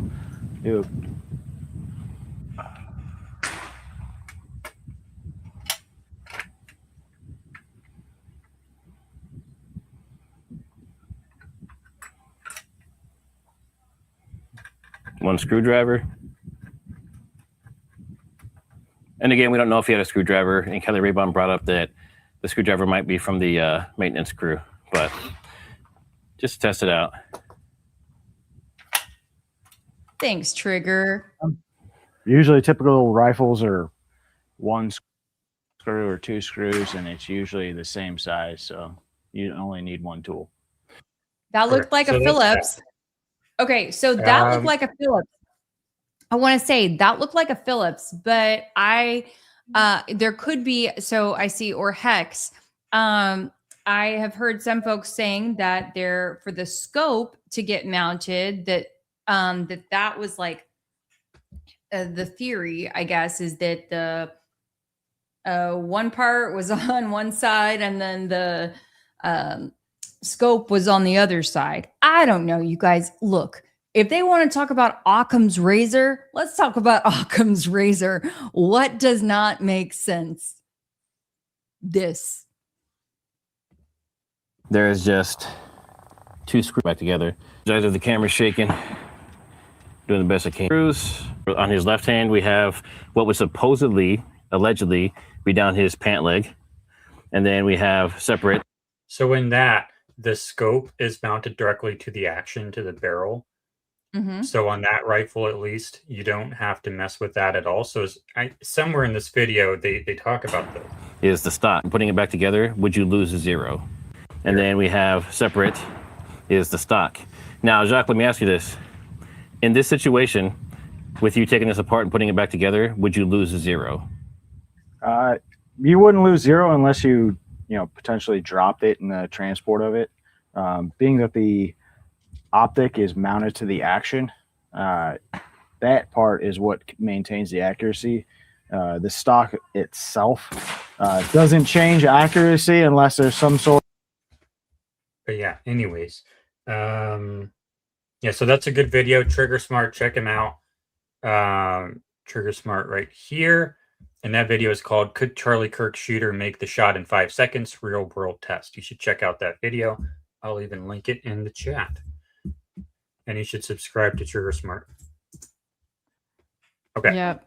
So and also just for what it's worth, Trigger he's included in our video. He's nominated for a few categories, including Best Tech Support. Mm-hmm.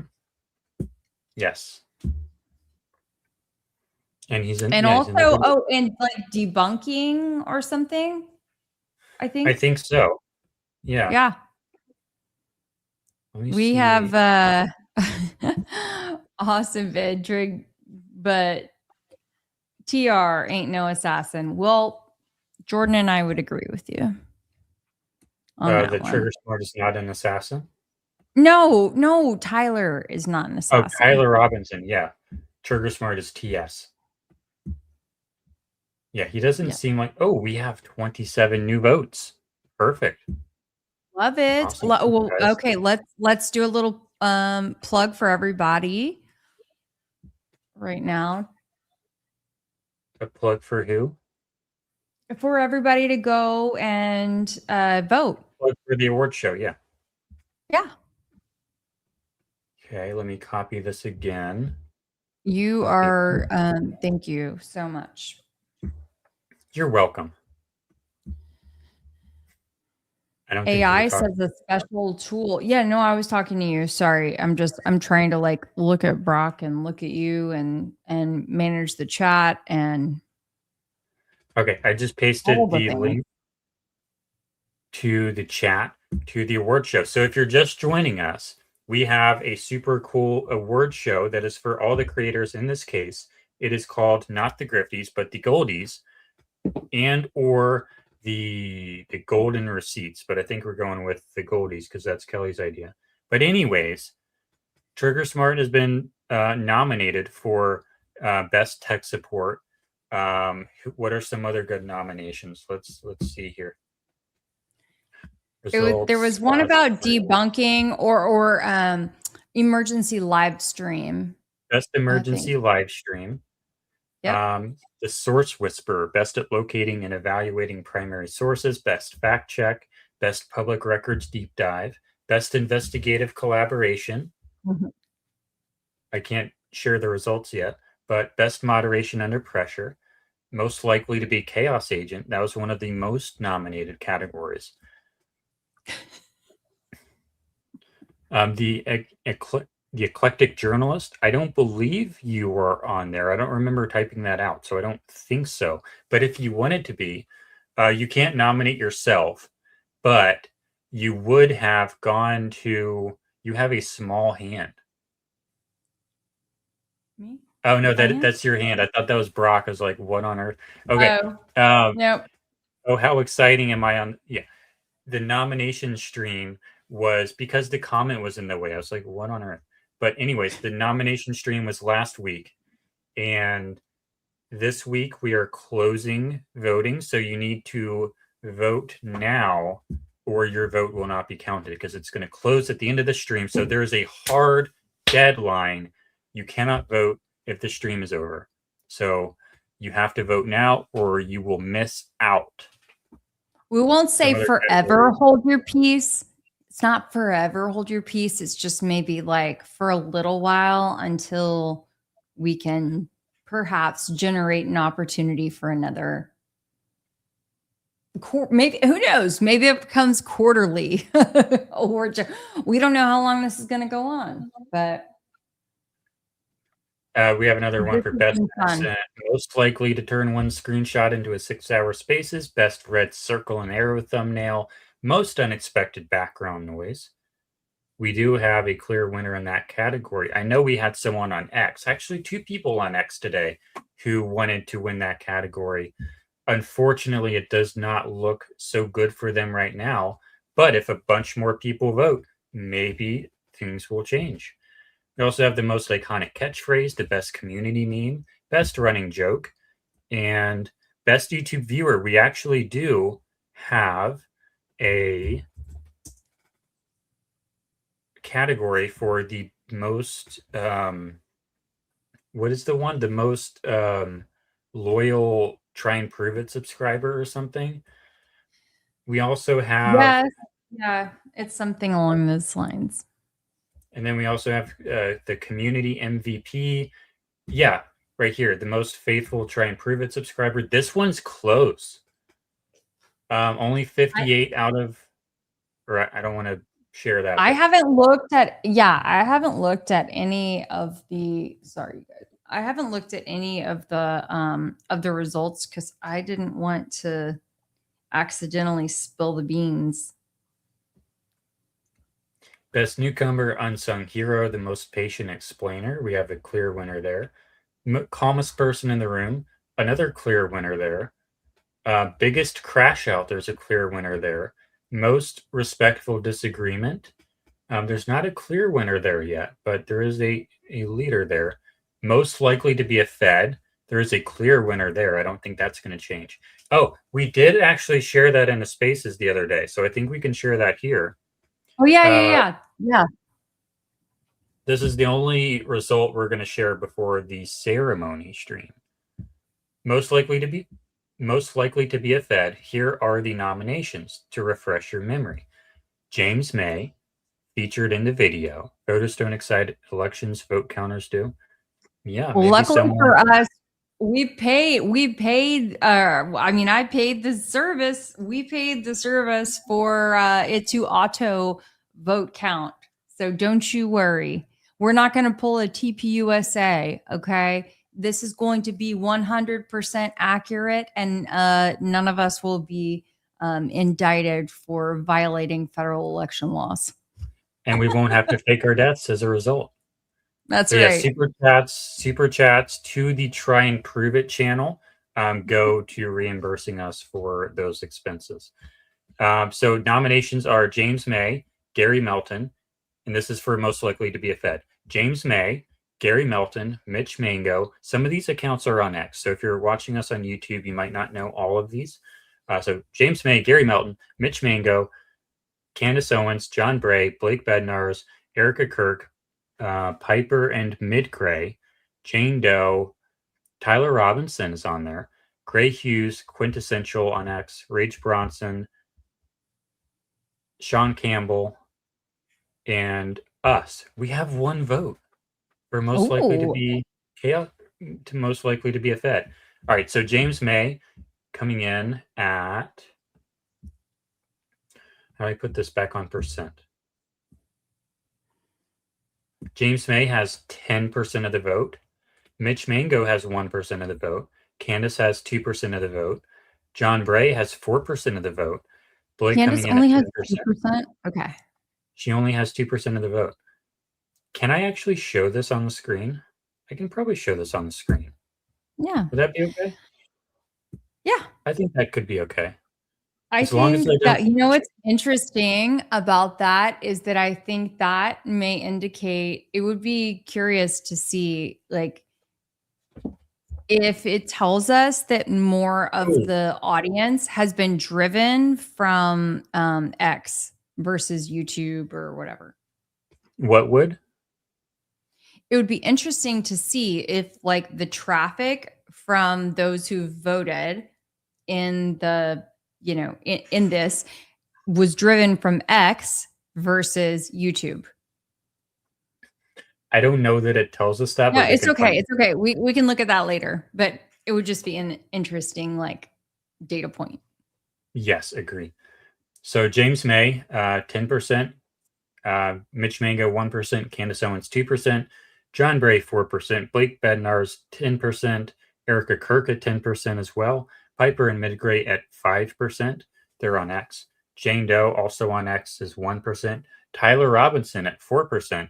Gray Hughes Investigates at 1%. Quintessential on X, 1%.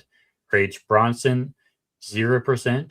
Sean Campbell, I don't remember who that is, but I know that came up in a Spaces. Oh or gosh, something. he's the one OSINT Sean, whatever, who's been doxing a bunch of people.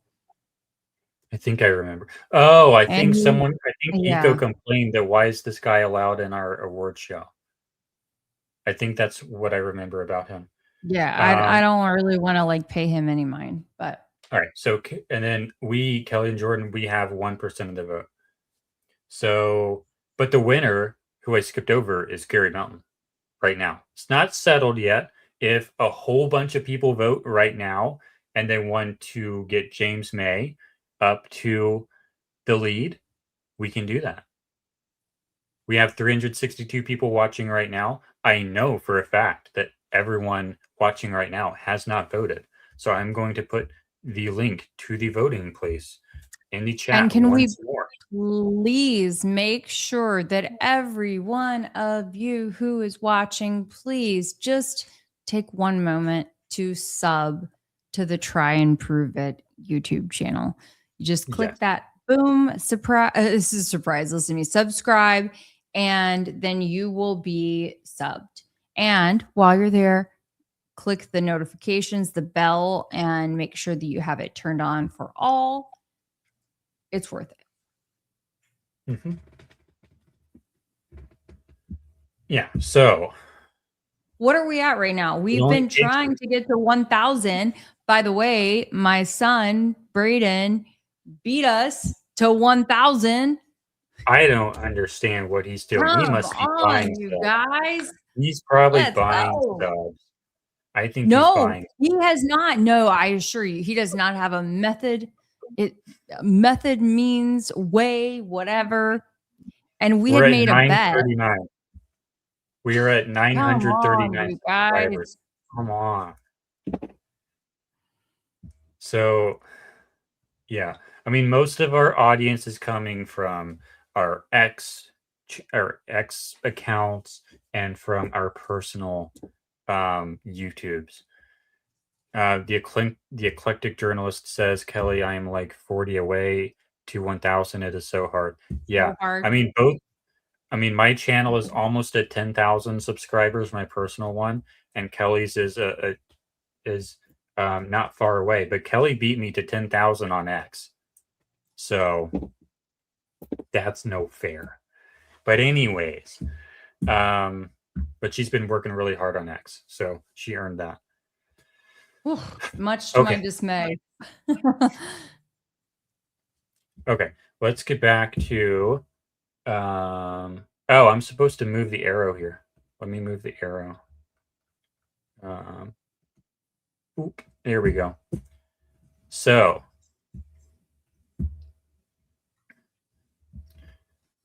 okay. So this is the first video that I made on the Charlie Kirk case, moving back to the reverse engineering. So what happened was,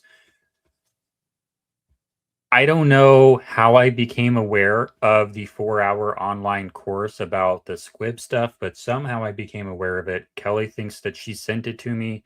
I don't have record of that. I don't remember, but somehow I became aware of this trailer or something and about this course.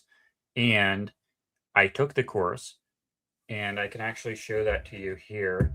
I think Stan Winston School of Character Arts.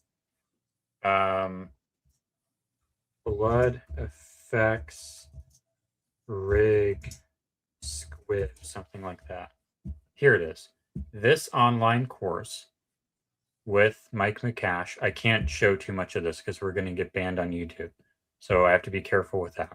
Okay. But that was the course. Does it say this is educational only? Oh, wait. Oh, that's a that's a photo that people were asking for earlier when I was discussing the Erica and Fam being at the event.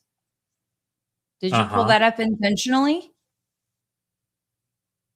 It was a notification on I clicked the notification. Oh, cool. Okay. Yeah. I mean, look, I've seen the original. I don't know for sure. In fact, I think that both of these are AI enhanced, frankly, but here, you go for it. Well, I actually called attention to that in my stream the other day. This stream, that post. And I'm pretty sure that's why it was on X, because I actually said something about that. Let me see if I can find it.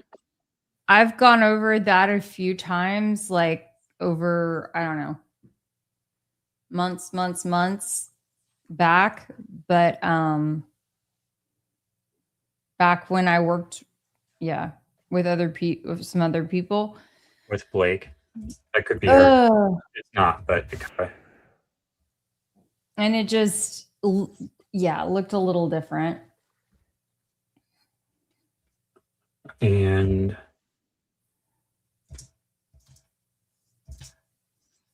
it kind of looks like Erica, but it's not Erica, I don't think. Okay. I mean, look, do we see the fingers? Is she full of rings? That would be the indicator. She doesn't have earrings on. It's not Erica because she doesn't have the earrings on. Yep, not enough jewelry. Not enough jewelry.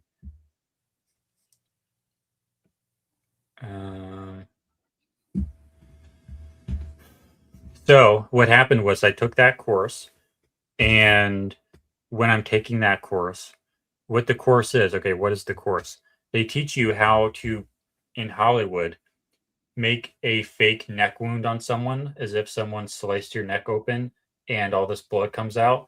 And the really weird thing is they always use a white shirt in these tutorials. The test subject always has a white shirt on because the blood shows up better against white. So that's why they always have a white shirt on. So that's interesting. And also, it's in the exact same spot as Charlie Kirk. So then I realize, okay, so in Hollywood, and it's not just that one tutorial. There is tutorial after tutorial after tutorial showing you how to make the exact same neck wound that we see on Charlie Kirk on 910. The exact same neck wound. The same thing, basically. And the way the blood comes out is pretty similar to what we see on Charlie Kirk. And you know how when the blood comes out of Charlie, it's delayed? There's like a brief delay, like several frames where you would expect the blood to start coming out, but it's not coming out yet. And then after like 6 or 8 frames or something, then the blood starts coming out. A lot of people have talked about that. And, you know, John Bray has a theory that's not really properly evidenced medically, in my opinion. It's just speculation. But fake death theory, the way these squibs work, you have to prime the hose. You have to prime the appliance. The first thing that's going to come out of this thing is air. So you have to prime it. It takes a little bit for the blood to come. And one of the key issues with this type of system is it's really hard to control exactly when the fluid is going to start coming out because you have to prime it. There's always going to be a little bit of air at the top that has to come out first. So, maybe the reason there's that delay is because, you know, you have to prime it, and that's just how these squibs work. But anyways, we're not getting into the weeds just yet. But when I watched this course, basically what it is, they have a plastic piece, they have a big pressure pot, basically, that stores air pressure and pushes on the fluid so the fluid comes out, and you open a valve to make the blood come out, and it comes up a tube on the person's back, and then it goes into this plastic, super thin plastic piece that's taped to where you want the blood to come out. And then you have a prosthetic that goes over the little thin plastic piece, and then you cut the prosthetic, and then you cut the plastic so the blood can come out. And this is called a blood delivery system underneath a prosthetic. That's what they teach in that course. That's how you fake the exact same neck wound that you see on Charlie Kirk. The exact same one. Only it's like a bullet hole instead of just slicing the entire neck. So I think, all right, so I've seen that there is definitely a way to make the exact same neck wound on Charlie Kirk. Like there's no negative mass. It's not like his entire neck was blown off. It's not like it was blown to smithereens. He still has a neck. Everything we see absolutely can be faked. At least in Hollywood. And so what I realize is, and I guess I can make myself bigger here even though Kelly left. What I realize is the way that they always have to pre-cut the prosthetic. When they do this stuff, they have to film a take on the film set. You have to film a take on the film set with the prosthetic not cut, and then you do the whole scene, and then you turn off the camera, and then you cut the prosthetic right where you want the wound to be, and then you do another take with the blood effects. But you have to stop the camera, go up to the actor, cut the prosthetic exactly where it's supposed to be, and then you do another take where the blood actually comes out. But on the day on 9/10, you're not allowed to go up to the actor and cut the prosthetic.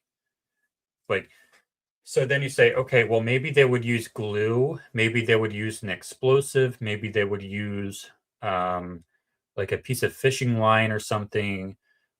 Jesus Magi is saying a pneumatic animatronic device was the piercing mechanism. You can think of all these different ways that you might cut it at the time the blood delivery is needed.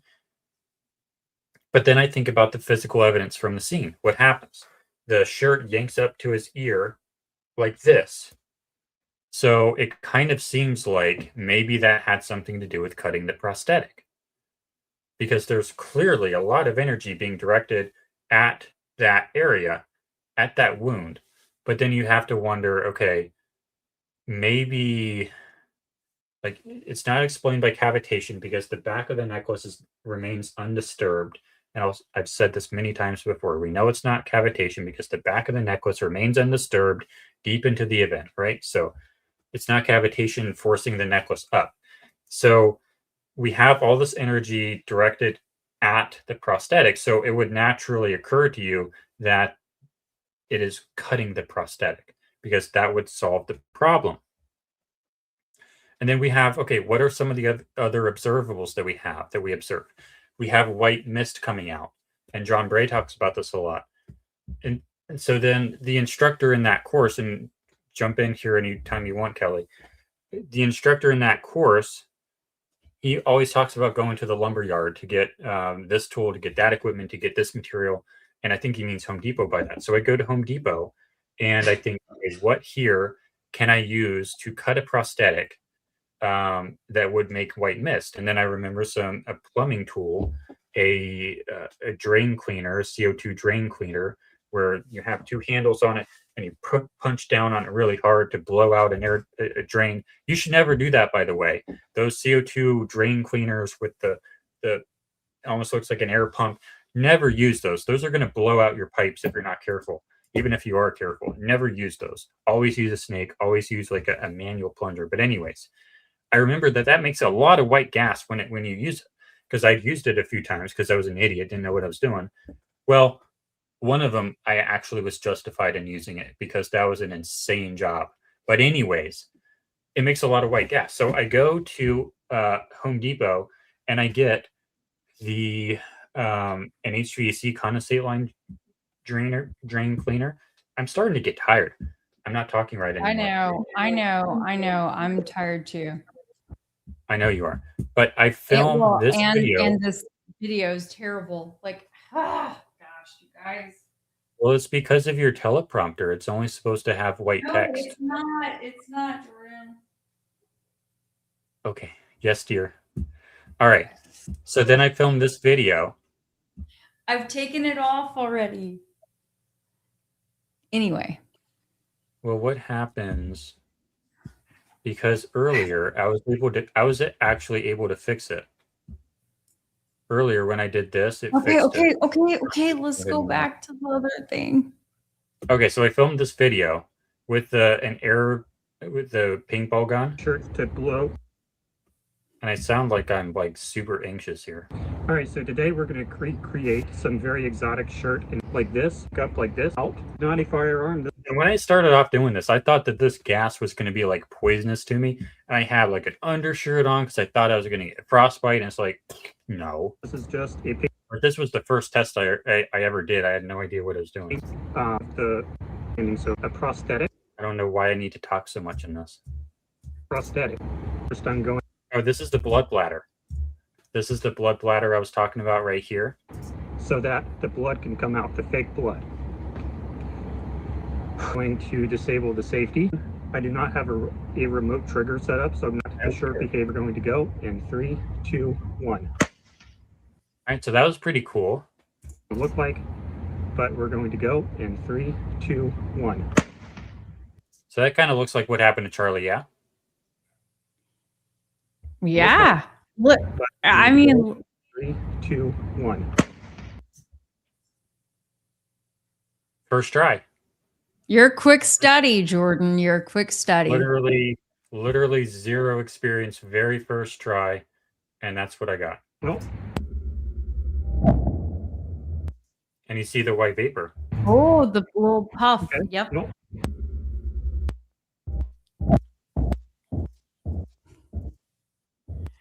You can kind of see it there.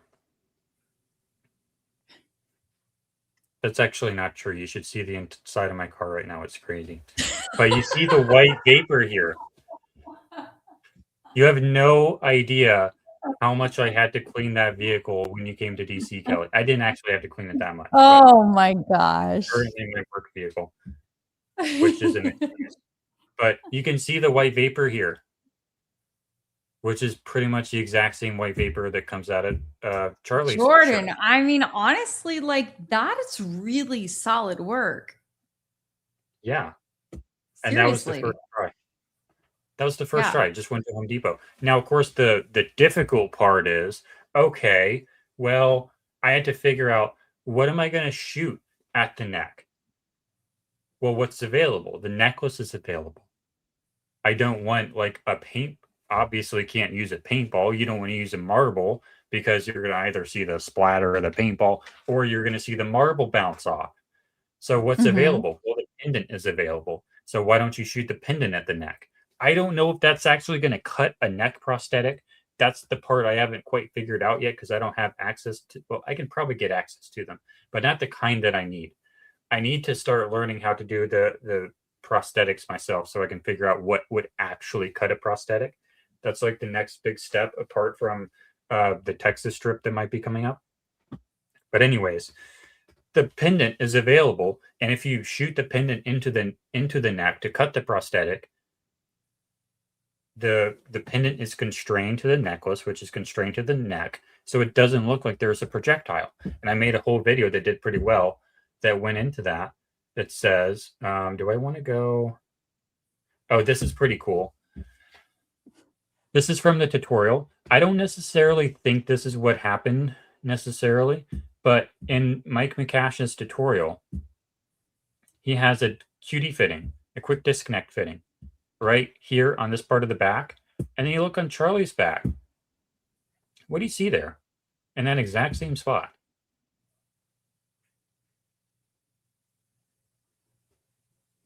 Something there. Sorry, I just moved you over to the you can't see. other screen. There's I'm like still a trying. bump. I'm still trying to, troubleshoot this. There's a bump on, there appears to be a bump on Charlie's back in the exact same spot where Mike McCash puts his QD fitting. I don't know if that's what actually happened here because I don't know how consistent the bump is, but that was a pretty interesting little find there. Is it's in the same spot. But my recent tests don't really do it that way. But it's still interesting. Yep. Oh, I will also say that I just float this out there a little bit. I did make a run. Oh my gosh, this is so bad, y'all. It's just getting worse by the moment. I don't even know what to make of this anymore. But I have yeah, y'all forgive me for looking like a frosted ghost. But anyway, yeah, have made a run by David Yurman as well. So you went by David Yurman? Mm-hmm. Oh, I thought I wanted to do that with you. Well, we still can. But I was like, I just need to go ahead and like knock it out. So more to come on that. Well, maybe wait. Because yeah, anyways. Then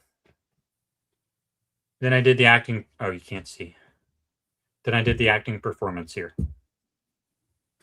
Which is like, okay, well, it looks like Charlie dies. And then we have the TENS unit stuff that maybe we can test when I hopefully come to Texas. Maybe we can test that to help Jordan, with this. we are running out of time, my friend. We've been talking about that since January. I'm about to get a TENS unit for myself. I probably have one in my garage. Next week. It's well, I know, but I'm just saying, let's go. With what? Yeah, like we're at the point where we've got to just like make make do with what we can. Yeah. So the TENS unit is going to help with this acting performance, but this is just bear with a little bit of practice.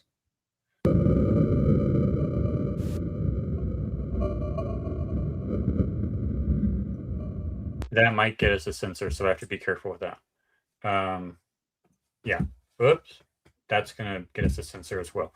But so the acting performance is not like horribly impossible to do, especially if you have a TENS unit. So that's interesting as well.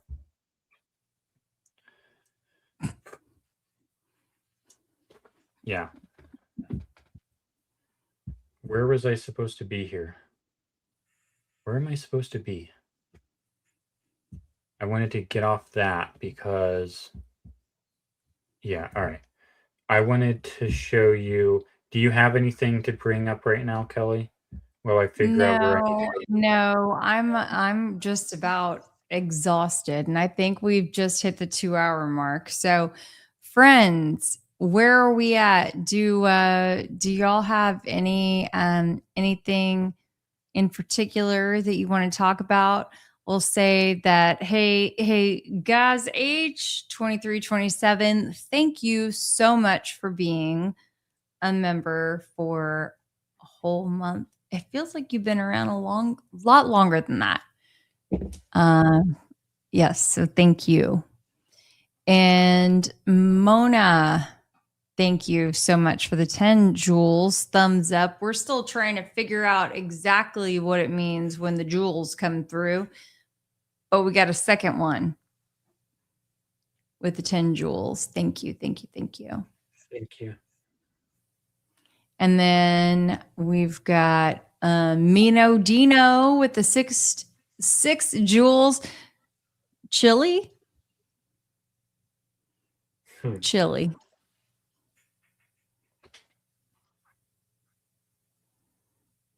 Thank you.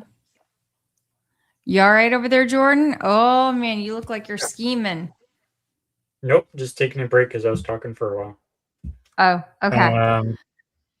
Snake Baby says fake death since they were on fake death theory since 1:46 a.m. September 12th. I got text for proof. So they are a loyalist.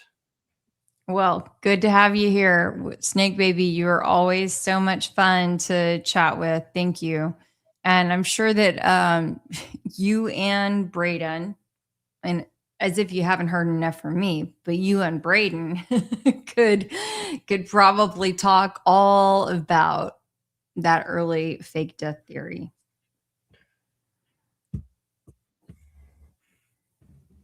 Chuck, I bet Jordan's desktop is so clean and organized that it looks like a stock photo of a desktop that's never been used. I think they're And referring to my computer desktop there. what say you, Jordan Henshaw? Wait, hold on. You can't see that. This is, I'm going to make it smaller so you can't read it. Everything. But no, this is my desktop.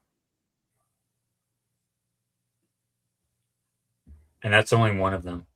So not exactly.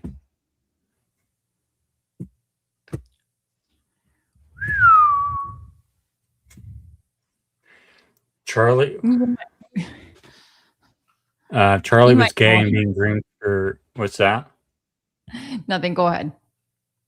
Charlie was gay and being groomed for president. He couldn't win as a gay man. Is that why they gave him a fake family like the Democrats gave the Obamas to win? I don't get the impression that he was gay. Not at all. I would beg to differ. Really? I would beg to differ. I sure would. I don't have oh gosh, how should I say this?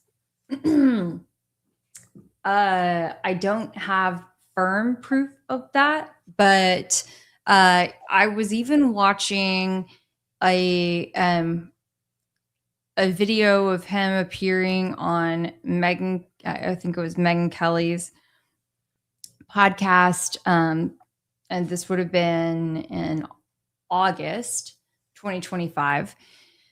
So basically a year ago. And anyway,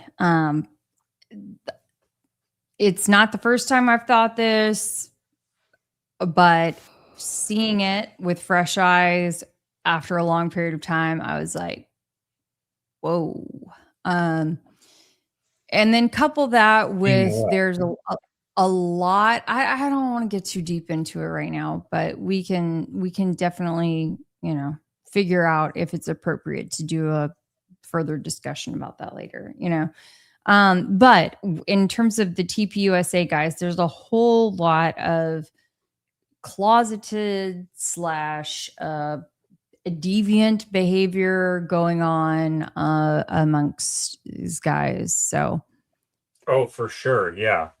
And then I guess you have the angle of how is it he was like so close to Candace for so long and nothing happened?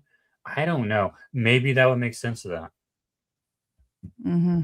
And like, how on earth would he marry Erica Kirk when she's like supposed to be attractive, but like basically nobody actually.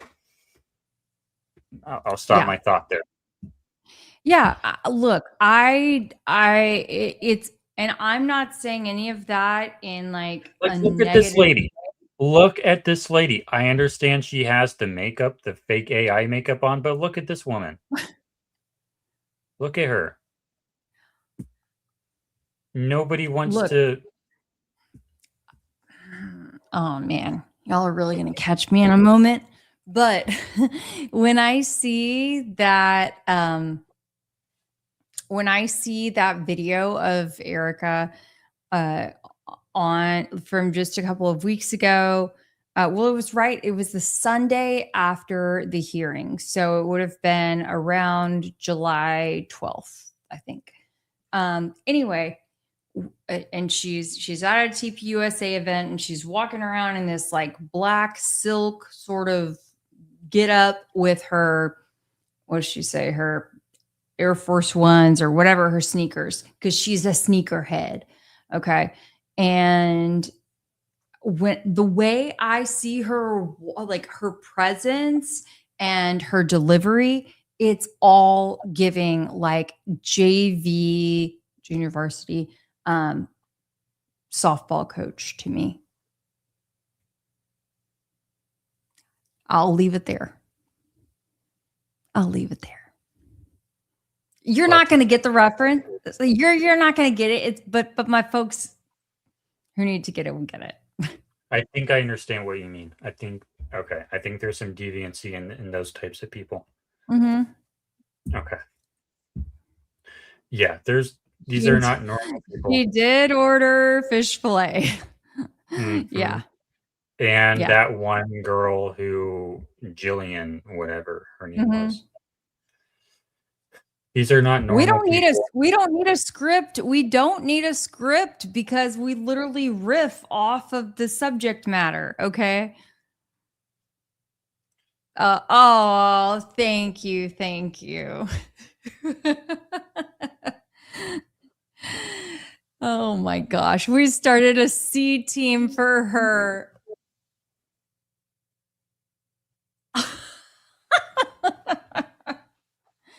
Okay. But yes, you guys, I'm serious. Oh, wow. Okay, I'm not alone in thinking this. Thank you for the confirmation. Shauna? And I'm literally not knocking her. I'm just calling what I see. And it's not only that instance. It's been many. So just letting you know, between the Charlie stuff, between the Erica stuff, whatever. And I think we have to remember that none of us, and if you did know either of them personally before September 10th, would absolutely love to talk to you one-on-one. But I don't think that, any of us, like, I have mutual friends with them, a couple of people. I'm sorry. Hey, Kelly. Yeah. I just started checking X. I zoned out and I started paying attention again when he said wanted to talk to you. Uh-huh. Were you talking to me? No, I was talking to our audience. Uh-huh. Someone wanted to talk to who? Sorry. No, I'm speaking to our audience. Okay, they want to speak to the audience. Okay. Sorry, go ahead. I'm speaking to our audience. You're speaking to the audience. I'm sorry. It's okay. So, yeah, if any of you knew either of them in real life, would love to talk to you directly. But Oh, now I understand. at the end of the day, if you did not know either of them directly, then I think you have to understand that, like, there's a lot that you didn't know about what goes on behind closed doors with people. I was in the middle of a banger. I was like trying to land the plane, Jordan, and then you just took the runway out from underneath me. Sorry, but what I was looking at was the what she said lady. I had invited. Okay, for people who don't know, she has. You know how on Try and Prove It we have a lot of like new theories come on. Sorry, I'm completely derailing what you just said, aren't I? It's okay. Yeah. You were talking about if people know like the Jillian lady, the Jillian girl. No. Come on. No. I'll shut up. Sorry. It's okay. Here. I'm like, I also just wish that I could like adjust my camera. Anyway, all right. Look. If any of you know or knew Erica / Charlie directly, by all means, would love to hear from you and hear your experiences and insight. But if you didn't, I think it's worth remembering that you may have known just the idea, okay, of what they wanted to present to the world. I was also saying that, like, I have a couple of mutual friends between us. I know I can't get back on it, y'all. I was like on the path. Anyway. I understand now. You want people in the audience who knew Charlie and Erica to talk to us directly if they knew Charlie and Erica. I understand now. But if you didn't, then you didn't. And yeah. Ay. What do you think the chance was he was tased with the squib going off at the same time? It sure looked like that. That's basically what we think happened. Or at least that's our primary theory. Right? Mm-hmm.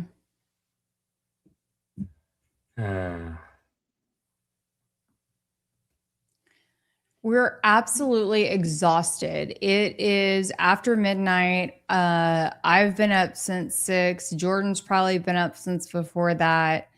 I've been running around like literally all day. I couldn't even take time to edit my video that I showed you guys earlier. So we're just trying to wing it. Yeah, let's play. This is pretty cool. Let's play this. All right, but let's kind of wrap it up too, because we have a stream. Thank you, Snake Baby. First thing in the morning. And that is that's the Eastern time, right? Yeah. I think it's just look at the stream. The stream is already posted. That's the time when it starts. But this was pretty cool. We had Baron Coleman in a space, or I say we, it's not we. Someone, Uncle Tom, someone on X had Baron Coleman in the spaces last night, and Kelly took Baron to school on basically like journalistic integrity and on like if you have exculpatory evidence for Tyler Robinson, you should probably say something to the government, to the police, even if what's that? To the people, so Yeah. all the people can collectively, raise holy peck. I don't know. Yeah, the premise here is Barron claims that he has evidence that would at least seem to be. It's hard to know for sure what evidence that he actually has because he doesn't want to state it on the record. But it Barron seems took Kelly to school. What? No. All right, let's just play this. From where I sit. I take accountability. You wish would come out. You can never share you and let you know you either are or are not on the right path, but you can never, ever reference it. You can't refer to it. You can't tell anyone on earth you have it, but I'll let you look at it. And then there are people who say, here's this. I'll let you know when the time is right. Those are two different classes of sources. And yes, the answer to your question is yes. There's a lot of stuff I wish would just come out because it would shut a lot of people up. Things that are exculpatory to Tyler. I don't even want to say that. Can you give us a general idea? No, this is my whole point. You're not allowed to talk about it. I'd be remiss if I didn't ask a follow-up. I know, and I'd be question, remiss. I'd be dishonest if I'd said any more. I probably, I mean, it's the nature. I mean, I guarantee you at the New York Post and at the New York Times and the Washington Post and ABC and NBC, they're also sitting on stuff they wish could come out. Not about this case necessarily, but about stories they're working on. But they were given the information. We've got someone's life on the line, right? And I mean, you yourself had also said recently, I think on the space with you and Diligent, that like, hey, if you've got something, like now is the time. Correct. I agree with you. I agree with you. So then go back and rewind everything I just said to Bronson for the last 5 minutes. Okay, so that's basically it. Anyways, let's move on. Right? Yeah. That was, thank you. I didn't know, I wasn't exactly sure how that was going to shake out, Jordan. I was a little nervous, to be honest, because we did not talk about this part. So, sorry. Yeah. No, it's okay. It's okay. I appreciate that because it's legit. I mean, it's a question that I would ask of anyone. Yeah. Okay, so did we do all the starred ones? I think we did all the starred ones. So do hide current comment. You have any A other lot updates? was hold on. Wow, a lot was missing on that segment. I don't. This is the same person who tried to say that Baron schooled me. I don't think so. Well, that was like a 2-minute segment, so. Yeah, so you're welcome to go back and listen to it, and feel free to let me know what was missing. Jordan pulled that clip up, but I don't think there was any context missing. So.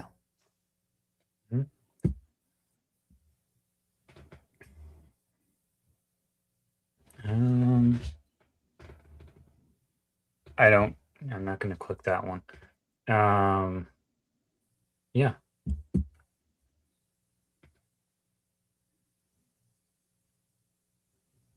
What? All right. Anyways, enough of these comments. So, any other updates you would like to talk about from your side, Kelly? Mm-hmm. I think that's about it. I think that tomorrow will be interesting. I would, as much as I would, I encourage everyone to tune into us, watch through our stream, and I'm going to do my best to have my stupid camera figured out so I don't, look like a filtered ghost. We'll figure it out right now. We'll figure it out shortly. But I will say that my biggest concern about all of that, I'll just be very, very candid with you all, is that it's going to be some sort of a WWE show that's all about the theatrics and not about the substance. So yeah, it'll probably be kind of like a presidential debate. Lots of talking past each other, not a lot of substance. Probably a lot of yelling and anger too. We'll see. Yeah, I think it'll be a good show. Yeah. Yep. And so, you know that we will be ready to bring the receipts to whatever we can, regardless. Mm-hmm. So that'll just about do it for tonight, everyone. You can join us again tomorrow morning at around 10 a.m. Central or around 11 a.m. Eastern. And that's going to be a great show as well. So good night, everyone. See you later. Good night.